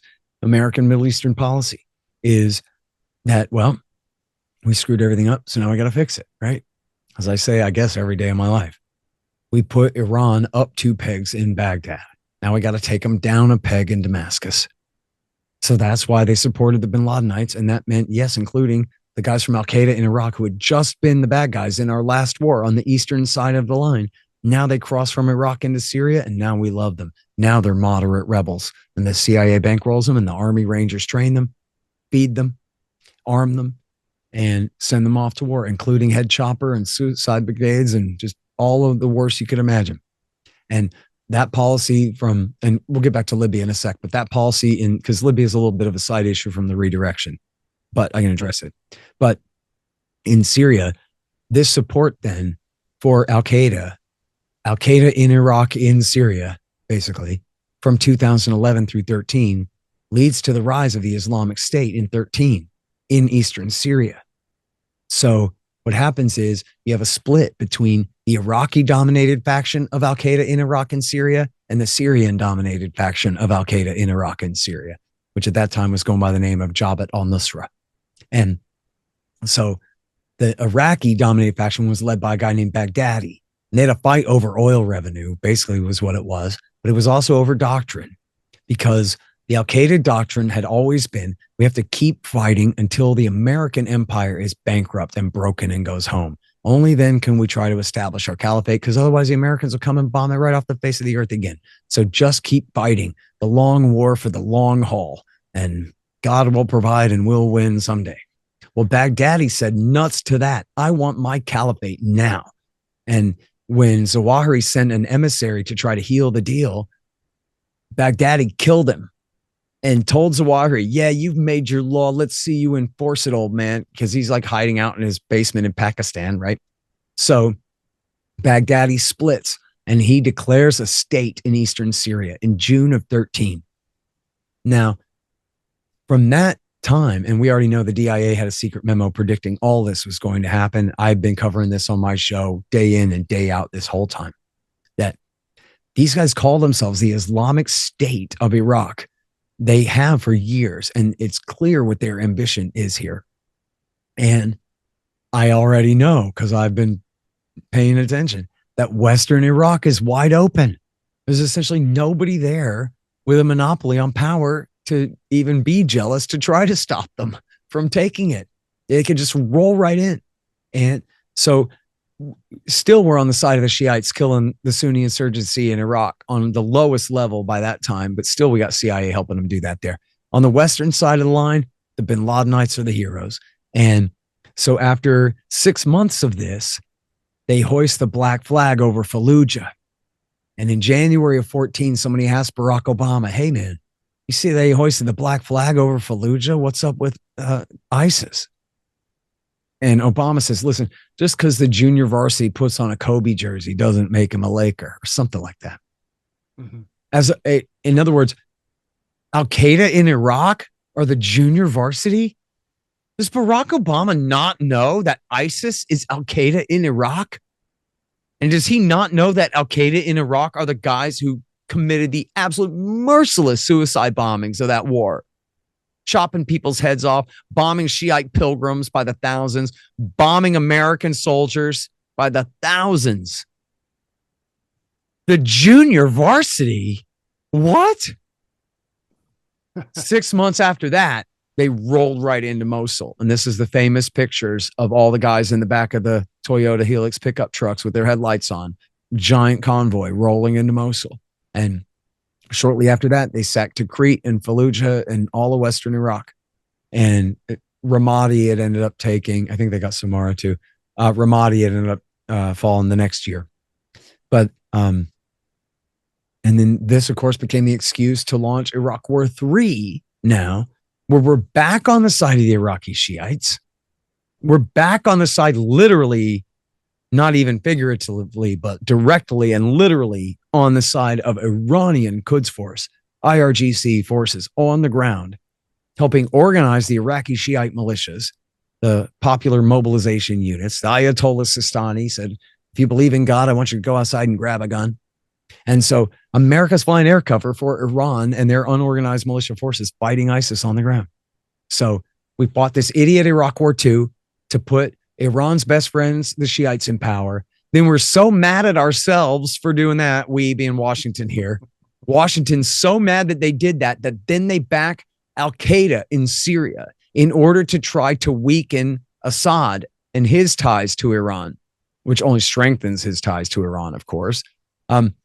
And then that blows up into the caliphate. So now they have to launch Iraq War III and take the Shiite side again in order to destroy the caliphate that they had created. And that was the war that lasted from 2000, summer of 14 through the end of 17, and ended up with the complete decimation again of Fallujah, Tikrit, Mosul, and Raqqa in eastern Syria as well. Another, I don't know, at least a couple of 100,000 people killed in Iraq. They say that the toll in Syria is like 500,000 from the war overall. All of this just an absolutely sickening and satanic display of just like, of just base immorality, a willingness to engage in the absolute utmost cruelty and terrorism against innocent civilians in order to get what they want. And at the core of it all was serving Israel's interests. America could have made friends with Iran a long time ago, way back before in the 1990s, and really in the beginning of the terror war when they were working with us against the Taliban and Al-Qaeda. We've had so many opportunities to work things out with Iran. But it's the Israelis who insist that no. And I'll encourage you to, it used to come right up if you just type in Oren, O-R-E-N, Oren, Sunnis. It used to come right up, but I tried this with Lex Friedman the other day, and we had to look at YouTube for a minute to find it. But what it is, if you search Michael Oren and Sunnis, maybe add Jeffrey Goldberg and Aspen to your search, and you'll see Michael Oren. He was the former Israeli ambassador to the United States under Netanyahu. And he's at the Aspen Fancy Pants conference there on stage with Jeffrey Goldberg. Mm-hmm. And a guy asked them about what's going on in Syria. This is in June of 14. And Michael Oren says, oh, I'm just speaking for myself. But from Israel's perspective, right, he's not speaking for himself. He's speaking for Benjamin Netanyahu, who he represents, quite literally. And he says, from Israel's perspective, we prefer the Sunni evil to the Shiite evil. And Goldberg knows better than this. This is Jeffrey Goldberg. Says, not me, pal. You're on your own here. And Oren says, listen, man, and boy, he ain't pretending to talk about any mythical moderate rebels from the Free Syrian Army. He goes, believe me, they're evil. We just saw him take 1,700 Iraqi soldiers out in the field and execute them. Okay, he's talking about ISIS. He's talking about the Islamic State Caliphate that just sacked Camp Speicher Air Force Academy and took all the Iraqi Shiites out in the field and machine gunned them all to death. In fact, I saw the video myself. He goes, no, I mean, don't get me wrong. I'm not talking about any moderates. I'm explicit as I can be here. I'm talking about supporting the very worst bin Ladenites in the history of bin Ladenitism. And here they are, but I like them better than Iran because the Iranians are the Shiites. Assad is tied with them, and then he lies. And his excuses are completely preposterous. Look at every single casualty in the war. They're all Assad's fault. No, American, Israel, and Turkey and Saudi Arabia invaded them with a bunch of bin Ladenite mercenary suicide bomber terrorists. Liar.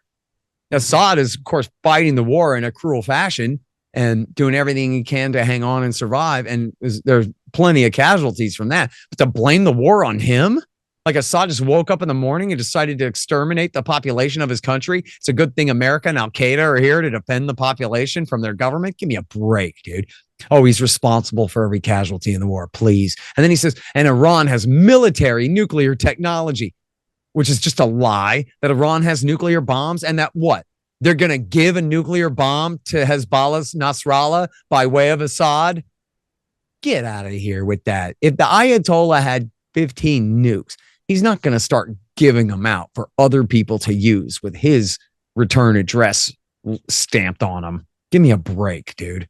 It's completely preposterous. And that was his excuse. And that is Israel hates the Shiites more. Now, is that a good enough excuse for America to hate the Shiites more? For the Europeans to hate the Shiites more? Why in the world should we prefer the bin Ladenites to a secular Alawite dictator who protects the Christians, the Shiites, the Sunni Arabs, and everybody else? Up until then, anyway. It's completely insane. And by the way, one more thing here. Yeah. Mike Flynn got fired from the head of the DIA because he was passing secret intelligence to the Germans that the Germans were then passing to Assad to use to kill the CIA's bin Ladenite terrorists. In other words, Mike Flynn and the DIA were insubordinate, undermining the president's and the CIA's high treason. And he worked with the Germans to do it. Scott, we first of all, I want to say that the chapter on Syria is also great. You really document in great detail how the West and their allies, Turkey, Qatar, Saudi Arabia mainly, supported all the extremists who were dominated by Al-Qaeda and chopping off heads and committing also like genocide, like ethnic cleansing campaigns in Syria. And responsible for a large amount of the war crimes. You also document the war crimes of the Syrian regime and of Russia, by the way, because as you said in the beginning, you're not a friend of any of them. Just to be clear about that. But actually, it's pretty clear also when you read, like in your book, it also becomes pretty clear. They were the lesser evil. I mean, Assad was the lesser evil. It was also a big evil. I'm not saying we should have supported Assad or whatever, but right. Yes, because the other side was ISIS and Al-Qaeda. And if that's who rules now. If you think there's no difference, then go to Syria as a Christian or whatever, and you will change your mind. But look, the leader that took over last December is Abu Muhammad al-Jawlani. They now call him al-Shara. He was the leader of Al-Qaeda in Iraq and Syria. He went and joined the fight, he said, because he was inspired by September 11th. By the attack on our towers that killed 3,000 civilians, inspired him to go and join the Holy War. Then he says he bragged to American government TV, Frontline TV, PBS, that he proudly fought against Americans, presumably killed some in Mosul and Ramadi. And this is the guy that Joe Biden helped Israel and Turkey install in power last December 2024, and who Donald Trump now recognizes. Says, oh, he has a strong past. Yeah, his hands are covered in the blood of American soldiers and innocent Syrians who dare to stand in his way. This is a head chopper, no less than Zarqawi himself. Only now he's all reformed. They dress him up in a monkey suit and they had him trim his beard a little shorter. And so now he's supposed to be acceptable and not, which I guess what? Like you were saying before, he's only as murderous as the Saudi regime, and we're best friends with them. What? He wears a black robe, they wear white. What's the difference? They got him in a monkey suit now. I actually think, you tell me what you think of this, man. I was joking for years because it's such an easy way to sum it up. That like, we really want to overthrow the guy in the 3-piece suit with the clean shaven chin and replace him with this bin Ladenite with the turban and the military fatigues and the robe and all this weird, the Al Qaeda guy. And then after years of that, all of a sudden he shows up on PBS Frontline. And not only is he wearing a suit, it's complete with the vest. It's a 3-piece suit. And now his beard is shorter. And now he's clearly been to like Turkish and American finishing school where they told him, listen, stop cutting people's heads off. Stop doing suicide truck bomb attacks against innocent civilian targets, like elementary schools and stuff, as is your typical want. And we'll let you have power. Just tone it down a little bit. Ixnay on the suicide bombing, say. And then he was like, okay, word up. And then they made that deal. They put him in power. That's a dictator of Syria. Well, what's left is Syria right now. It's Abu Muhammad al-Jalani. I sound like I'm a raving kook, but it's only because that's the truth and I can't stand it. This is unbelievable.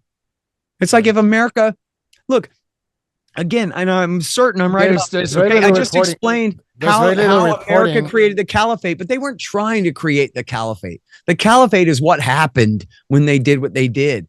But they are doing this, right? There's no mistaking this. This is American policy to help these people win, overthrow Damascus and consolidate power there. It's insane. It's treason. It is absolutely treason.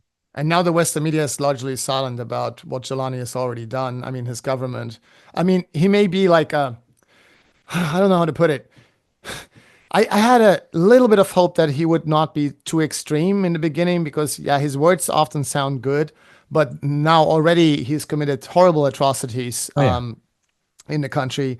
And he already looks worse than Assad. And he was much worse in the past, even, because he was basically just Al-Qaeda in Syria.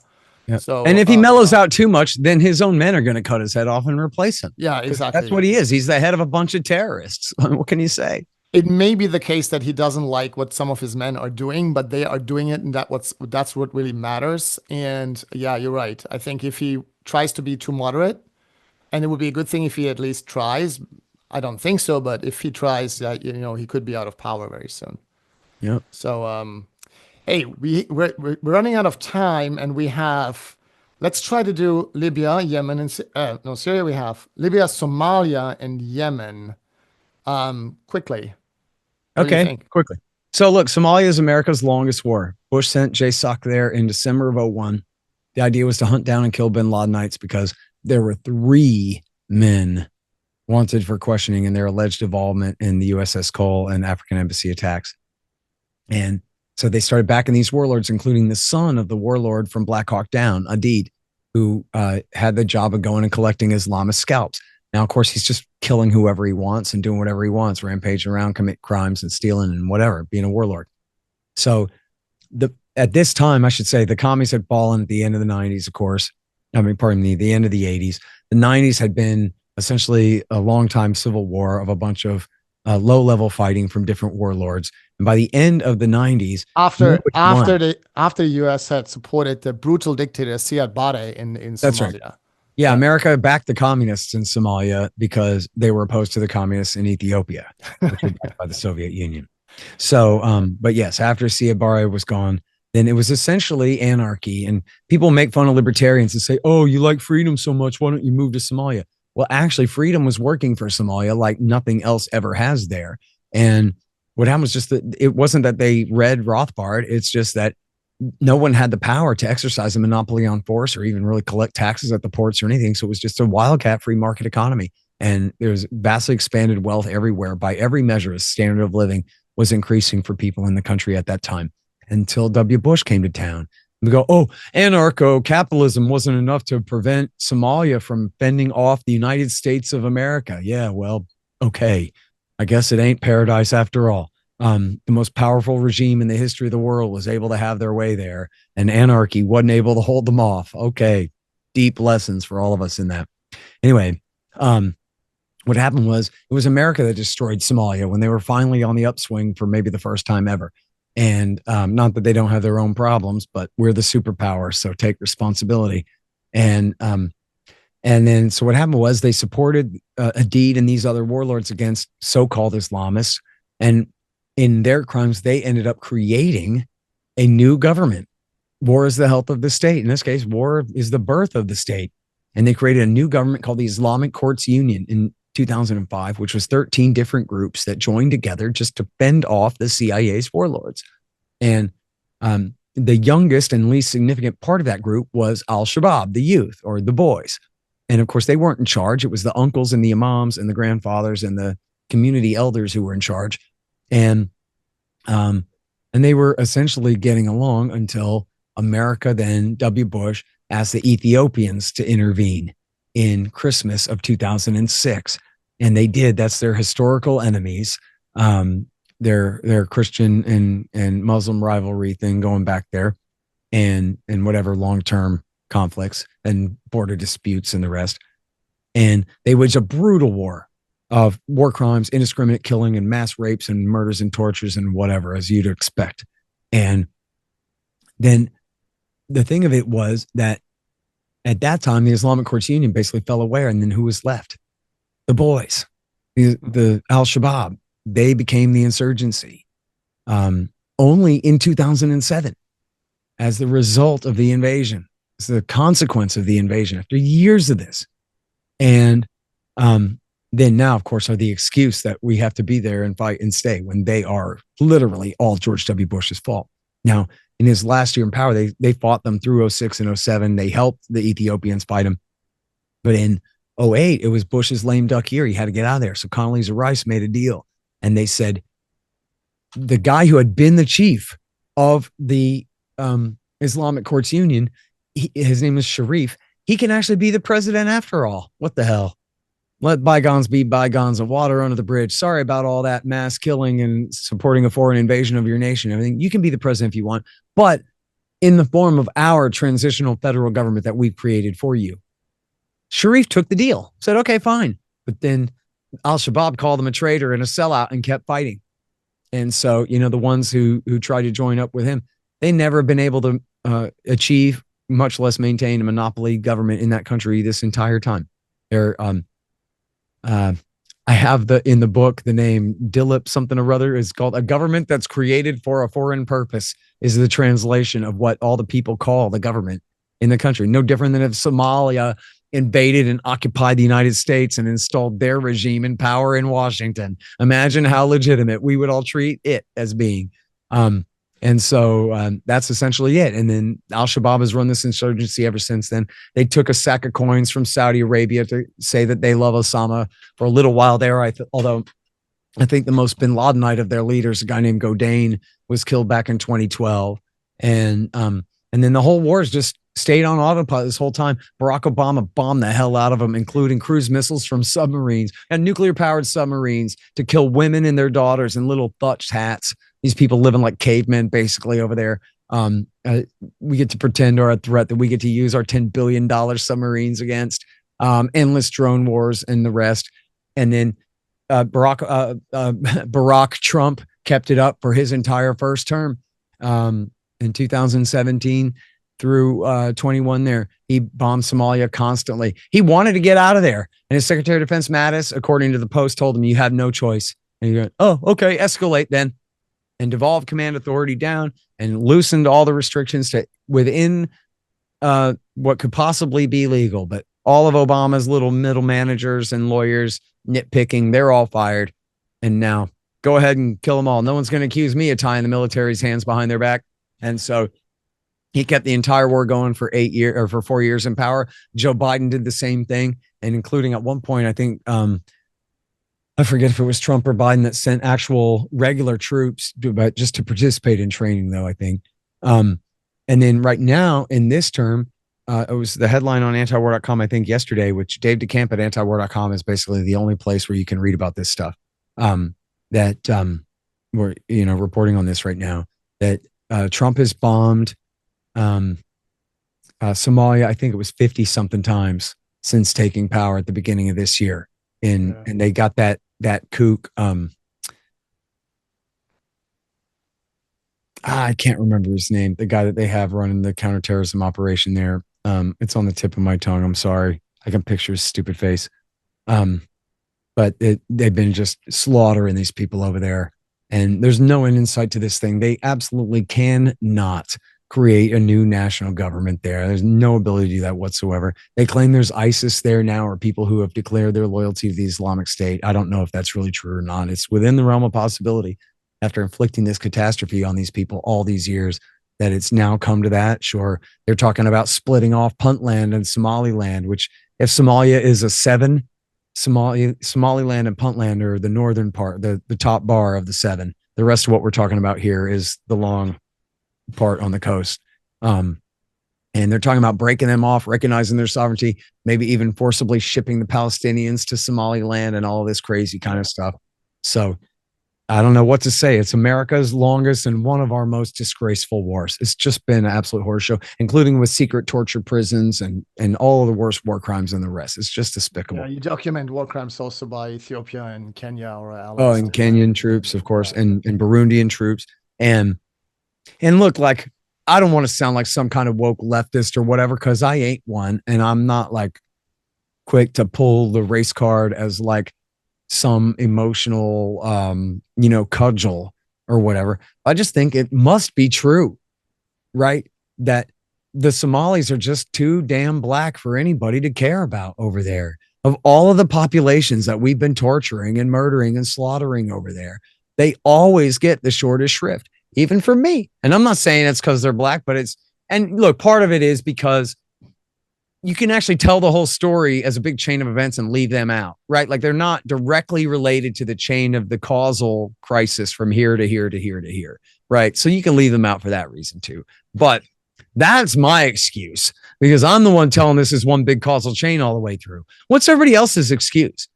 That we've been doing this to this country this whole time. Nobody even knows anything about it. Nobody cares about it at all. Again, it is to this day, it is a liberal cliche that, oh, if you like libertarianism so much, why don't you move to Somalia?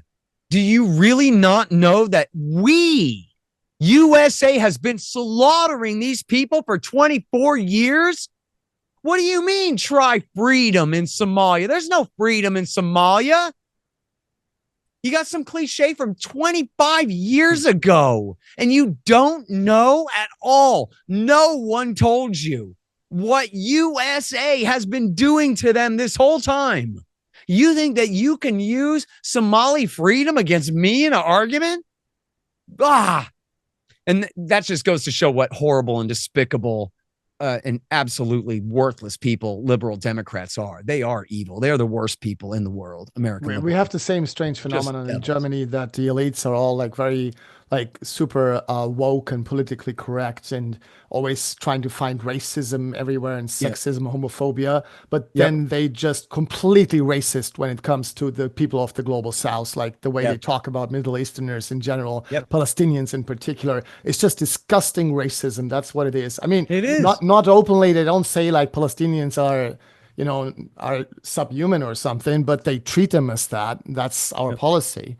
And it's a strange phenomenon, like very hypocritical. And I like to complain that, like, because I'm not a leftist, right? Like I am a crotchety old right winger in my way, and I am not here to like sell the world on all of the virtues of the Muslim world or anything like that. I think if this is what the interview was about, probably the both of us could just sit here and complain about Libyan and Somali and Syrian and Iraqi and Iranian and Afghan culture for the rest of the day if we want to. There's so much to criticize. It's endless. However, the worst thing about all of those countries is my country. It's America. That's the worst thing about Somalia. Not even female circumcision. Nope. It's America using high explosives to tear people to shreds. That's the worst thing about Somalia. Same for Libya, same for Syria. In Libya, they have open chattel slavery. Why? Because America destroyed the socialist dictatorship there and allowed these crazies to take the country over again. You know, who created the caliphate?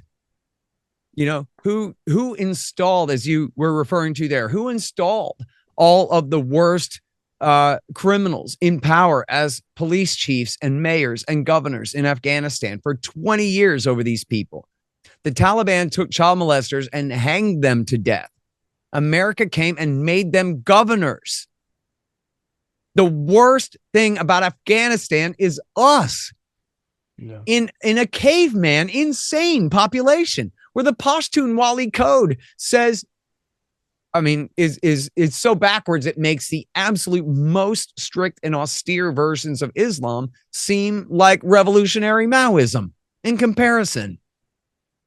Pashtun culture especially is completely backwards on many things, let's just say, okay, without getting you canceled off of YouTube here. Yeah. But the worst thing about Afghanistan is the USA. Even in Iran, it's our crippling sanctions regime and all the deprivation that causes to the population there. You could blame America for the ills of Iran more than the Ayatollah and his tyranny. No question. You want to talk about Iraq and Somalia and Libya and Syria and Yemen. Forget about it. Right now, Yemen. We'll do Yemen. Obama comes in 2009. Two more examples. Yemen, Libya, quickly. Okay. So Obama comes in 2009. He orders the CIA to kill bin Ladenites in Pakistan and in Libya especially. And so they do. They start bombing Al-Qaeda in the Arabian Peninsula. Now, this only backfires and increases support for them and kills their rivals who were keeping them down and gets them out of their way accidentally, and just is a disaster, of course. And part of doing that was they had to bribe the president of Yemen, a guy named Abdullah Saleh, who America had supported since he reunited the country in the early 1990s. And then all the money and guns that they gave him as bribes, he used to attack his rivals, the Houthis, which is a tribe of Zaydi Shiites from up in the north of Yemen, the Sada province on the Saudi border there. And he attacked them over and over again. And just like in America's war against AQAP, it just backfired and made them more and more powerful. He attacked them like 6 different times. And he was also playing a double game, and he was actually backing Al-Qaeda and the Muslim Brotherhood to fight against the Houthis. But then also he was playing a triple game and backing the Houthis also against them to make sure that they didn't get too big for their britches either. So such is the nature of Yemeni civil war politics, right? So this continues from 09 through 11. Then the Arab Spring breaks out at the beginning of 2011. And there are day of rage protests across the Middle East. And the best way to understand these is that America moved to crush any insurrection against their chosen sock puppets. And then they moved to hijack any insurrection against somebody they didn't like Gaddafi in Libya, which we'll get to in a minute, Bashar al-Assad in Syria, etc. In Yemen, Hillary Clinton and Barack Obama, they tried to save Abdullah Saleh, but then would-be assassins attacked him twice. And in the second one, he was bombed and wounded and had to go to Saudi Arabia to convalesce. And while he was gone, Hillary Clinton swooped in and thwarted the Arab Spring protests and the new coalitions that were coming together, and insisted that the people had to accept the vice president, Hadi, who had no real support in the country, to be the president. They would not get to write a new constitution and go their own way. Democracy, nothing. We'll decide what happens here. And so in doing that, they, really crush a nascent movement that, well, whatever. Anyway, it's too much. So they put Hadi in there. Now, the problem is a few things. First of all, Saleh doesn't retire home to his farm. When he gets out of the hospital, he goes home pissed off, and he takes about 2/3 of the army with him and leaves a much more bare armed force to protect the ruling regime. Right. And he goes up, and it turns out that Saleh, as I previously mentioned, he's actually a Zaydi Shiite too. He's just not a member of the Houthi group, but he's close enough. And so, what they say about brothers always fight the worst or whatever, well, they can also make up. And so he brought his army, and his army then joined forces with their rivals, the Houthis in the north. Now they're the most powerful armed force in the country. And Hadi is a terrible dictator, and he draws hard borders between the provinces he cuts the gasoline ration for the poor, and I forgot a couple other things. And he attacks the Houthis outright, which, of course, just like his predecessor, just blows up in his face. They whoop his guys and get more powerful, and they end up marching on the capital city of Sana'a in the end of 2014, the beginning of 2015. Now, very importantly, the Wall Street Journal and Al Monitor have these important stories from January of 15 about how America is providing intelligence to the Houthis to use to kill Al-Qaeda with. To the Al-Qaeda guys, the only good Shiite is a dead Shiite.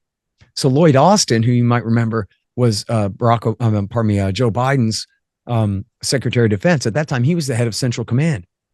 And he was funneling intelligence to the Houthis to use to kill Al-Qaeda.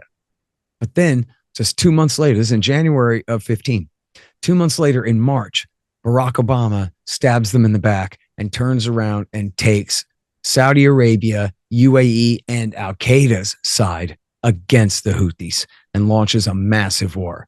Now, America did not directly intervene in the war with combat troops and American planes dropping bombs. However, they were, first of all, they gave the total diplomatic green light and all that as world superpower, global hegemon and all that. There are client states. They asked for permission and they got it outright to launch the war. Plus, Obama supplied all the logistics, like all of them, for the air traffic control and the refueling and the maintenance and the everything. All this is run by Western contractors or Air Force guys. And then the British were involved as well. All the planes, like 2/3 of the planes were American F-15s. The rest are British Typhoons, maintained by BAE Systems. And all the bombs come from us, and all the refueling of their planes, because the UAE and Saudi planes can't get to their targets and back, or at least they can't loiter around looking for targets of opportunity on the ground, which just means innocent civilians. They have no idea what they're bombing without the refueling. So it was American tankers refueling their planes, at least for the first many years of the thing. And is the U.S. Navy enforcing the blockade. And then also our intelligence supplying them with targeting information and everything like that. So it was America's war. And the Yemenis knew it too. They called it the American-Saudi War, because it was America helping them do it. This Obama again launched this in March of 15 and then just left it running through the end of his presidency at the beginning of 17. Donald Trump just left it running on autopilot for 4 years straight. Didn't give a damn. And when, and believe me, man, let me tell you, there ain't no Shiite lobby in America. There is no Houthi lobby or Yemen lobby in America. It was just regular people, peace activists, leftists, Quakers, and libertarians, and people who were pissed off and wanted to stop this for moral reasons only, were determined and fought like hell and succeeded twice in getting the Congress to pass war powers resolutions, which is the first time in history they had ever done that. And they did it twice, and Trump vetoed it both times and kept the war going both times. And that was because, as his own people boasted to the New York Times, because they were trying to keep Raytheon happy by funneling American tax dollars to these bomb makers so that they could keep making money killing people. And that was why they did it. And Trump, of course, doesn't give a damn of these people. And the Israelis hate the Shiites more. And so if that means treason for 4 years straight, fighting, literally flying as Al-Qaeda's Air Force, and not only that, but providing them with armored personnel carriers and integrating them into the UAE's ground force militia and the rest of that, no problem. That's what Israel wants. That's what Saudi Arabia wants. And so screw them. And then in waging this war, you know, it's the perfect deniability, like a lynch mob, where everybody murders the guy just a little bit. And so nobody's got to go to prison for it. Mm-hmm. So here you have, it's not our war. We're just like helping our allies do it, right? And then Saudi Arabia and UAE and Al-Qaeda, they get to wage a total war against the people of Yemen, completely destroying their farms, destroying their livestock, destroying their fishing boats, destroying all of their irrigation systems, all of their markets and all their factories and all their everything that sustains civilian life, all their water towers, all their whatever they got. Yeah, it was also a genocidal war, as many experts have pointed out. That's right. I mean, what do you call it when a nation or a group of nations gang up and deliberately inflict a famine on another nation? Yeah, it's genocide. It's the same thing that they're doing. It was a man-made humanitarian catastrophe, and it was the worst in the world at the time. I don't know if now, but Used to Yeah, be the no, not word. anymore, but it was. And Now it's, it's Gaza. yeah, now it's Gaza for sure. But look, like definitely more than 300,000 people died. That's Yeah. absolutely a conservative estimate of the number of people who died in That that was by the excess United Nations, I death. believe, right? It's the Yeah. It's like 300,000 something. 110,000 people were directly killed by fire. So Yeah. the excess deaths, I guarantee you, if anybody ever did a real count, it would be upwards of 1 million people who died who otherwise would not have died during that time. Yeah. There's absolute devastation. And And on people literally purpose. starving to death. And we knew it, it was such an atrocity just against truth, the way for years, man. I mean, I don't know, 7 years or something, 6 years. They refused to update the death toll. I mean, year after year after year after year after year. An estimated 10,000 people have died in the war. Yeah. After year after year after year after year, an estimated 10,000 people have died in the war. Yeah, times 300. 10,000 people have died in the war. And for years, they stuck with that. It's just unbelievable the amount of deceit that they can get away with, right? There's just no accountability. There's no one to grab them and shout in their face, like, how dare you keep citing that number at me, right? Yeah. You just can't reach them from where you are. There's nothing you can do to make them stop lying. Well, they're starving people to death by the hundreds of thousands deliberately. And Britain was on board, France was on board, Australia, yep. Germany in the beginning. Then they actually stopped their weapon sales, which was a good thing. But the U.S. Navy enforcing the blockade, a full blockade on that country, total shutdown in international trade. I interviewed this economist named Martha Mundy from London, who said that, of course, the IMF had previously gangsterized the Yemenis out of their sustainable, their, I'm sorry, I'm such an idiot. I can't use vocabulary terms today for some reason. They're, they would eat millet and sorghum and whatever, the local domestic crops that they would use to sustain their population. And the Americans convinced them, no, you should grow tobacco and cotton and all these things for export. And then you'll make so much money. Then you'll be eating Florida oranges and Brazilian steaks and welcome to the global economy. It'll be beautiful. Yeah, until we lock you down under siege. And now you have no sorghum or millet or steaks or oranges or nothing to eat. Oops. And so made them essentially dependent on this international trade and then completely, revoked their access to it. And laid this horrific siege, bombed all their ports and their airport and everything, closed everything down. It was really horrific. It was no less worse than Iraq War II. It's an absolute catastrophe. Nobody knows anything about it, cares anything about it, says anything about it, because we didn't have, 1,000 or 4,000 of our guys killed in the thing. We didn't have to hear all these horror stories of what our guys were going through in the Yemen war. It was just robots and Al-Qaeda terrorists on the ground and Saudi and UAE jets dropping the bombs. And so all the responsibility is diffused away. Americans aren't even obligated to know that it's happening, and so it just went on. And the only reason it ended was because the Houthis kept reaching out and touching Saudi oil refineries and they couldn't do anything about it. So they lost and gave up. And I don't know exactly the scene, but I guarantee you 100% it happened like this.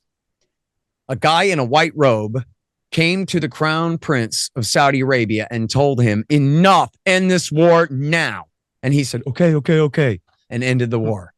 That was it. They lost because the Houthis kept making better and better drones and reaching out and destroying. I mean, you could destroy $1 billion oil refinery for $1.75, man, with a little solar panel on the back of that thing, right? It's nothing to go and wage that kind of asymmetric war. And the Houthis were brilliant at it. And so all of our bombing and all of our everything did nothing to dislodge them from power. They still are the ruling regime. I don't know how it is in Germany, but around here to this day, oh my God, it's so sickening. Again, just like the body count. It's amazing to me how they do this, the power of hypnosis or whatever it is, the way that they exercise this power over the media to force them somehow. What is the magic mechanism? You tell me. To make them all call the Houthis rebels. Right. The No, it's the same in Houthi Germany. rebels. Yes. How in the hell are they rebels when they took over the capital city in December of 2014? Yeah. They're not rebels. They are the nation state of Yemen. They're not even the Houthis. They are Yemen. That's what you call them. Just like you call the ruling regime in Mexico City, Mexico, and the ruling regime in Berlin, Germany. Why are they Ansar Allah, the Houthi rebels? They're not rebels, nothing. Unless your claim is that they're rebelling against the American world order. But don't tell me they're rebels against the Hadi regime when Hadi lives in a hotel in Saudi Arabia, and even the Saudis don't pretend that he's the government anymore. So what the hell are they rebels against? They rule a super majority of the population of the country, and they have for more than a decade. And yet somehow people are so married to this. It's incredible to me how they do it. White separatist, Randy Weaver, Saddam Hussein hiding in his spider hole, Ukraine, it's an unprovoked attack. And they just come up with this jargon and people just internalize, or maybe they don't, but TV just stays on script. They just push these messages out in that way. They're Houthi rebels, Houthi rebels, Houthi rebels, as though that makes them any less legitimate than a group of armed men who seized control by force. Right? Like if you call them the government of Yemen, that means what? That they're legitimate now? No. Right? No more legitimate than any other government. I can tell you one thing about these like mainstream journalists, because I met many of them and talked to them. Most of them really believe their own lies. I don't know how that works. I mean, that's psychology, and but why they have these lies in the first place? And it's a very tricky question. I think Noam Chomsky is good on that. Not sure who's best. It's a tricky question actually, but I can tell you most of them really believe this stuff. And they just don't know anything, right? They repeat the slogan because they don't even know what it means. They just know that, well, I heard they're called Houthi rebels, so I just call them Houthi rebels. And then these are the people who tell us what's true, are people who don't know anything. You know, and they're wrong about everything. They have a very bad track record, but it doesn't matter. They're still doing their work and earn more money than most of us, and that's frustrating. But so one more thing to go, Libya. So first sorry, I jumped around. First, they also, of course, they supported Gaddafi in the end when they brought him back in for a while, and they even tortured people in Libya with Gaddafi's help. But then they turned against him during the Arab Spring. What happened? Why did they do it, and what happened? Man, it sucks because it's one of those things where the explanations are just not good enough. Essentially, they were humiliated by their support for Ben Ali in Tunisia and Mubarak in Egypt.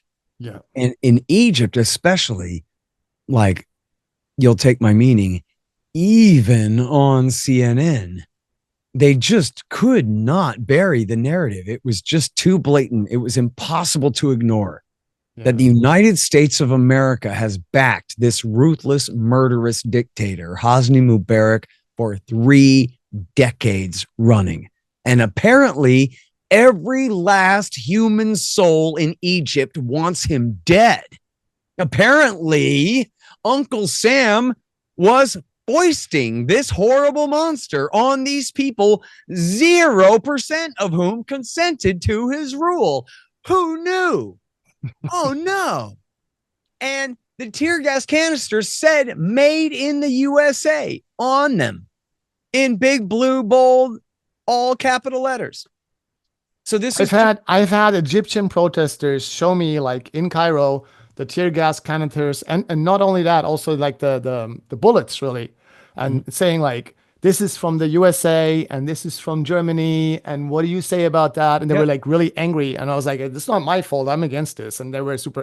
Then I was their best friend, and they all wanted to invite me over to tea and shawarma. That's the deal. Yeah. So look, this is a major embarrassment, as they call it, right, to Washington, that they're just on the side of the bad guys.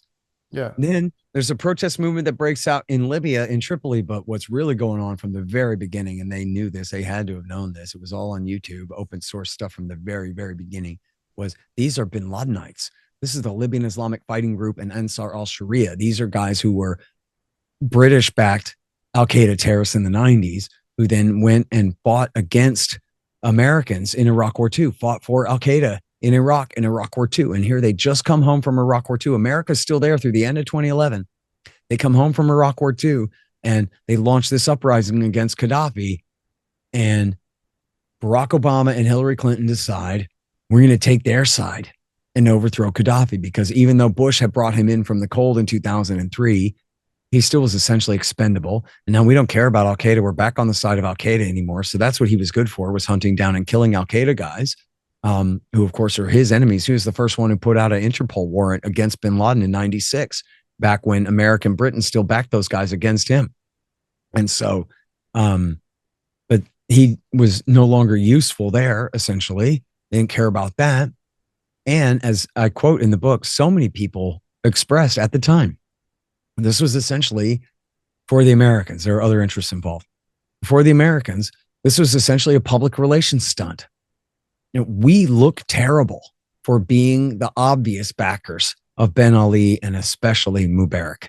Mm-hmm. And the people of the Middle East, like, they're just figuring this out, that America supports their dictators.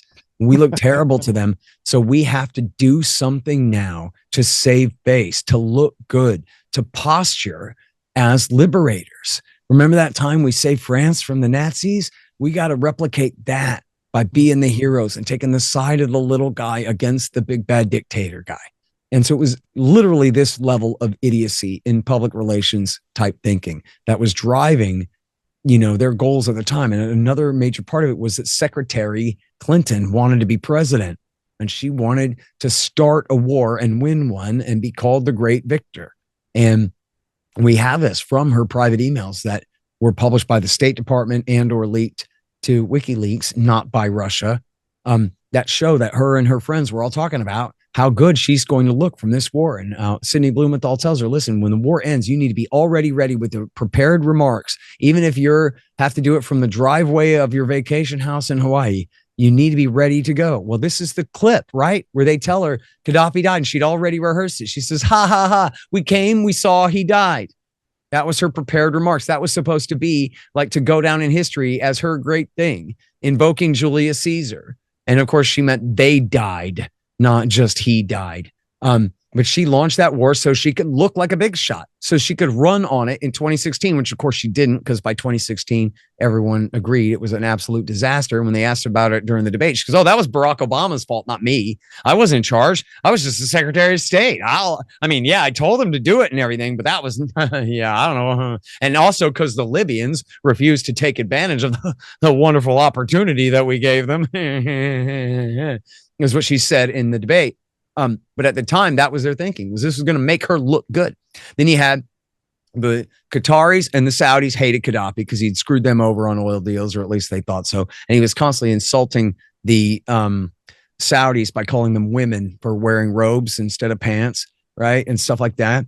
And then he had crossed the French and the British. I think he crossed the Brits on oil deal, and he didn't really cross the French. What had happened was, he had bankrolled Nicolas Sarkozy's campaign for president, and then Sarkozy wanted to cover that up. And so he got on board the train for launching a war against the guy to try to obscure what was going on there, where Gaddafi had loaned him a bunch of money or given him a bunch of money for his campaign. Then I can't remember what the Italians thing was. They wanted to let their oil companies get in there. And overall, I think America and NATO just wanted to keep the Chinese and the Russians out of there.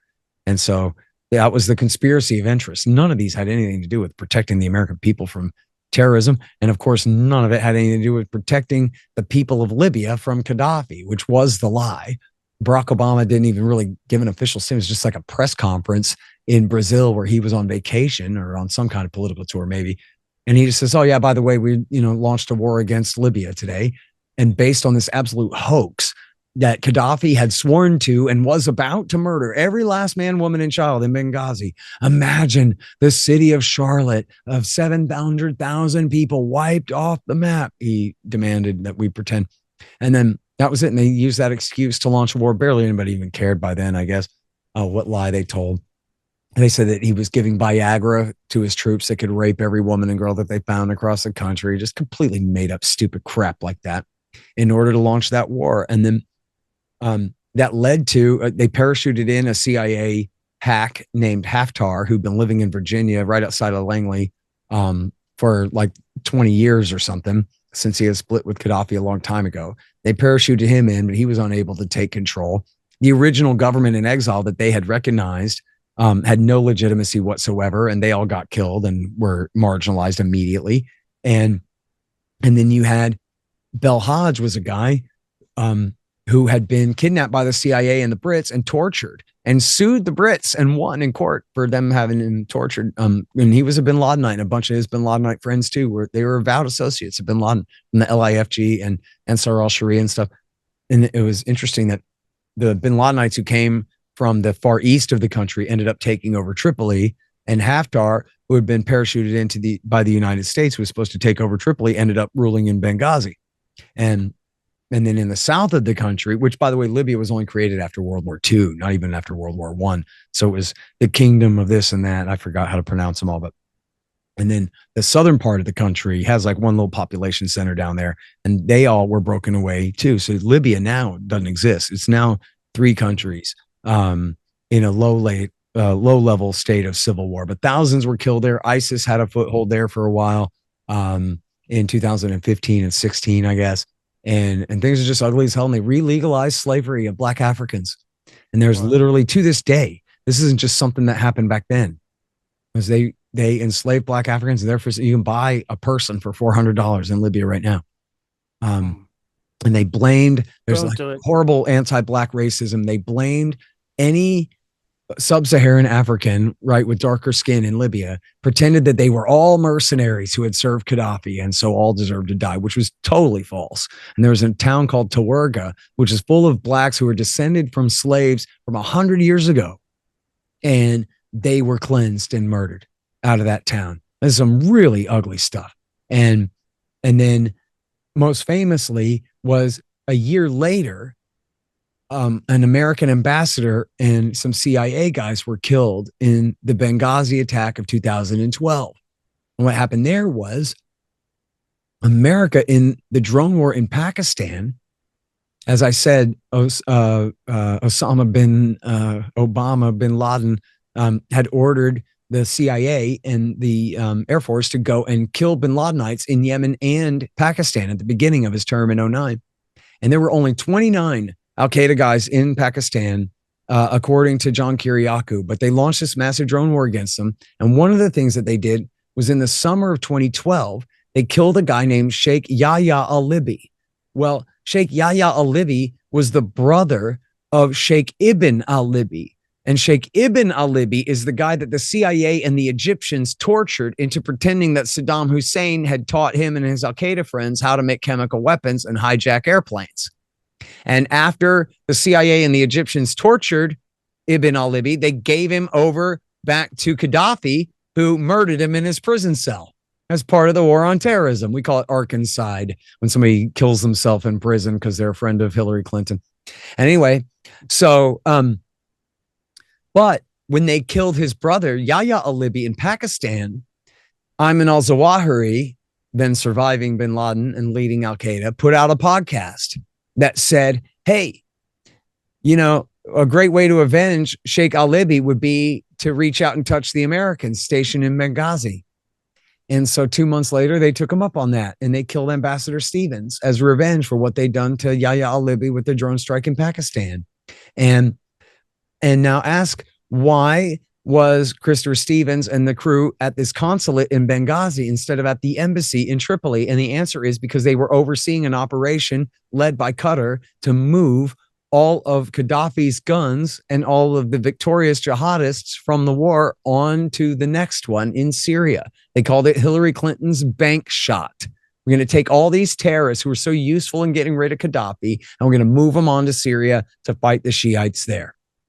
And so that was why he was killed, was because he was committing high treason on orders from the president of the United States, by the way, not out of loyalty to the bin Ladenites, but out of loyalty to Israel, because Israel hates the Shiites more.